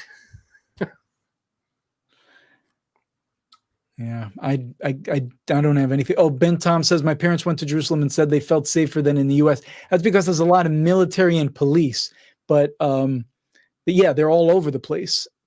But because if they get intelligence that there's a bomber on the way to somewhere, they need to be there already. They can't run and start looking for them. They need to be there, so they're all over the place. But civilians don't really have handguns there. Yeah, leave it to the military. Carrying law enforcement. Yeah, that's good. A lot of military. Yeah, I saw Preston Smith mention. He goes, "You haven't been up." I'm like, Preston lives up north. He's like 5 hours north of me. He's up in the Winterland area where probably everybody's walking around with a rifle or something, but that's different. They're all woodsmen up there. They all have beards. They wear a lot of flannel. Probably, I bet Preston owns a pair of snowshoes. Tell me I'm wrong, Preston. Do you own snowshoes? You can put it in the chat even if we end the show. That's fine. Because I don't know. I think Preston owns snowshoes because he lives north. So Greg said, Greg asked if I've ever done a moose hunt. The biggest I've done, I want to do elk. I'd love to do moose. The biggest I've done is deer and boar, hog in Texas. But I'd love to try any of those if anyone wants to throw it my way. Again, so I'll just plug this and then we can wrap it up after 2 hours. Again, you can find me on YouTube. You can find me just look up Shawn Hurwitz. I do a lot of stuff to help musicians. Toda ve'erev tov, huh? Martin says, nice, Martin. I like that. I try to help out musicians there. I try to give you as much information as I can. I'd love your guys' input on anything that you'd like me to talk about. Dogs barking, for instance, we could talk about that. And if you would just want to reach out to me, please, Shawn H Music on Instagram. I really answer everyone. Or you could just comment on one of my videos online on YouTube. But yeah, if you want to invite me for a hunt, let's make it happen. Definitely. We'll see. I've got some outdoorsy friends, Definitely. I'll wear the orange vest, and then when you bring it all back, I'll cook it up for you. And Preston, just to confirm, he doesn't own snowshoes, but he can make them. And see, that's telling right there. Because he doesn't need to own them because he can make them. So that's it right there. Greg's down for, maybe we'll have a group hunt. We could hunt during the day and then jam at night. I'm not a hunter, but hey, I like eating meat and I like cooking. So hey, there we go. And Mayhem tried some Hebrew, I think, there. Yes, he said thank you and have a good evening. I looked up Rock Lidditz. I've got it open on the side here. I'll look at it right after we're done here. Nice. Well, I want to definitely thank Shawn for hanging out with us tonight. I want to thank everybody that tuned in tonight. Nick KB shows up right at the last minute, fashionably late. Nick, there's 2 hours. You can go back. You can watch. Good stuff. Let's see. Terry's off to watch some Canadian TV. Sure, that makes sense. Definitely thanks everyone that tuned in. Anybody new, please like and subscribe. I hope you did. If you're still watching, thanks those that contributed to tonight. Wow, there we go. That was a big sentence. Sure. I'm back tomorrow with Canucks with Guitars featuring myself and co-host Ben Tom, where we're gonna more of this. Let's just go with that. More of this, probably. And I did see Zach Thong. You remind me, he mentioned we want to have another Canuck Con. We will have one of those post-COVID. Definitely, buddy. So, and that's where we just, friends of the channel, we all get together in person for a meet and greet. And we'll definitely do that again. Maybe we'll do it here in the Tone Bunker because, hey, I got a studio. We can just have it right here. 9 Fathoms, have a great night. And cheers, rock on. What's my close? Right. Hold those doors open. Let that guy in ahead of you in traffic. Do good things, and good things will happen to you because Doug's wife is real. Cheers, rock on. Keep her in tune. And don't be afraid to use the talk box because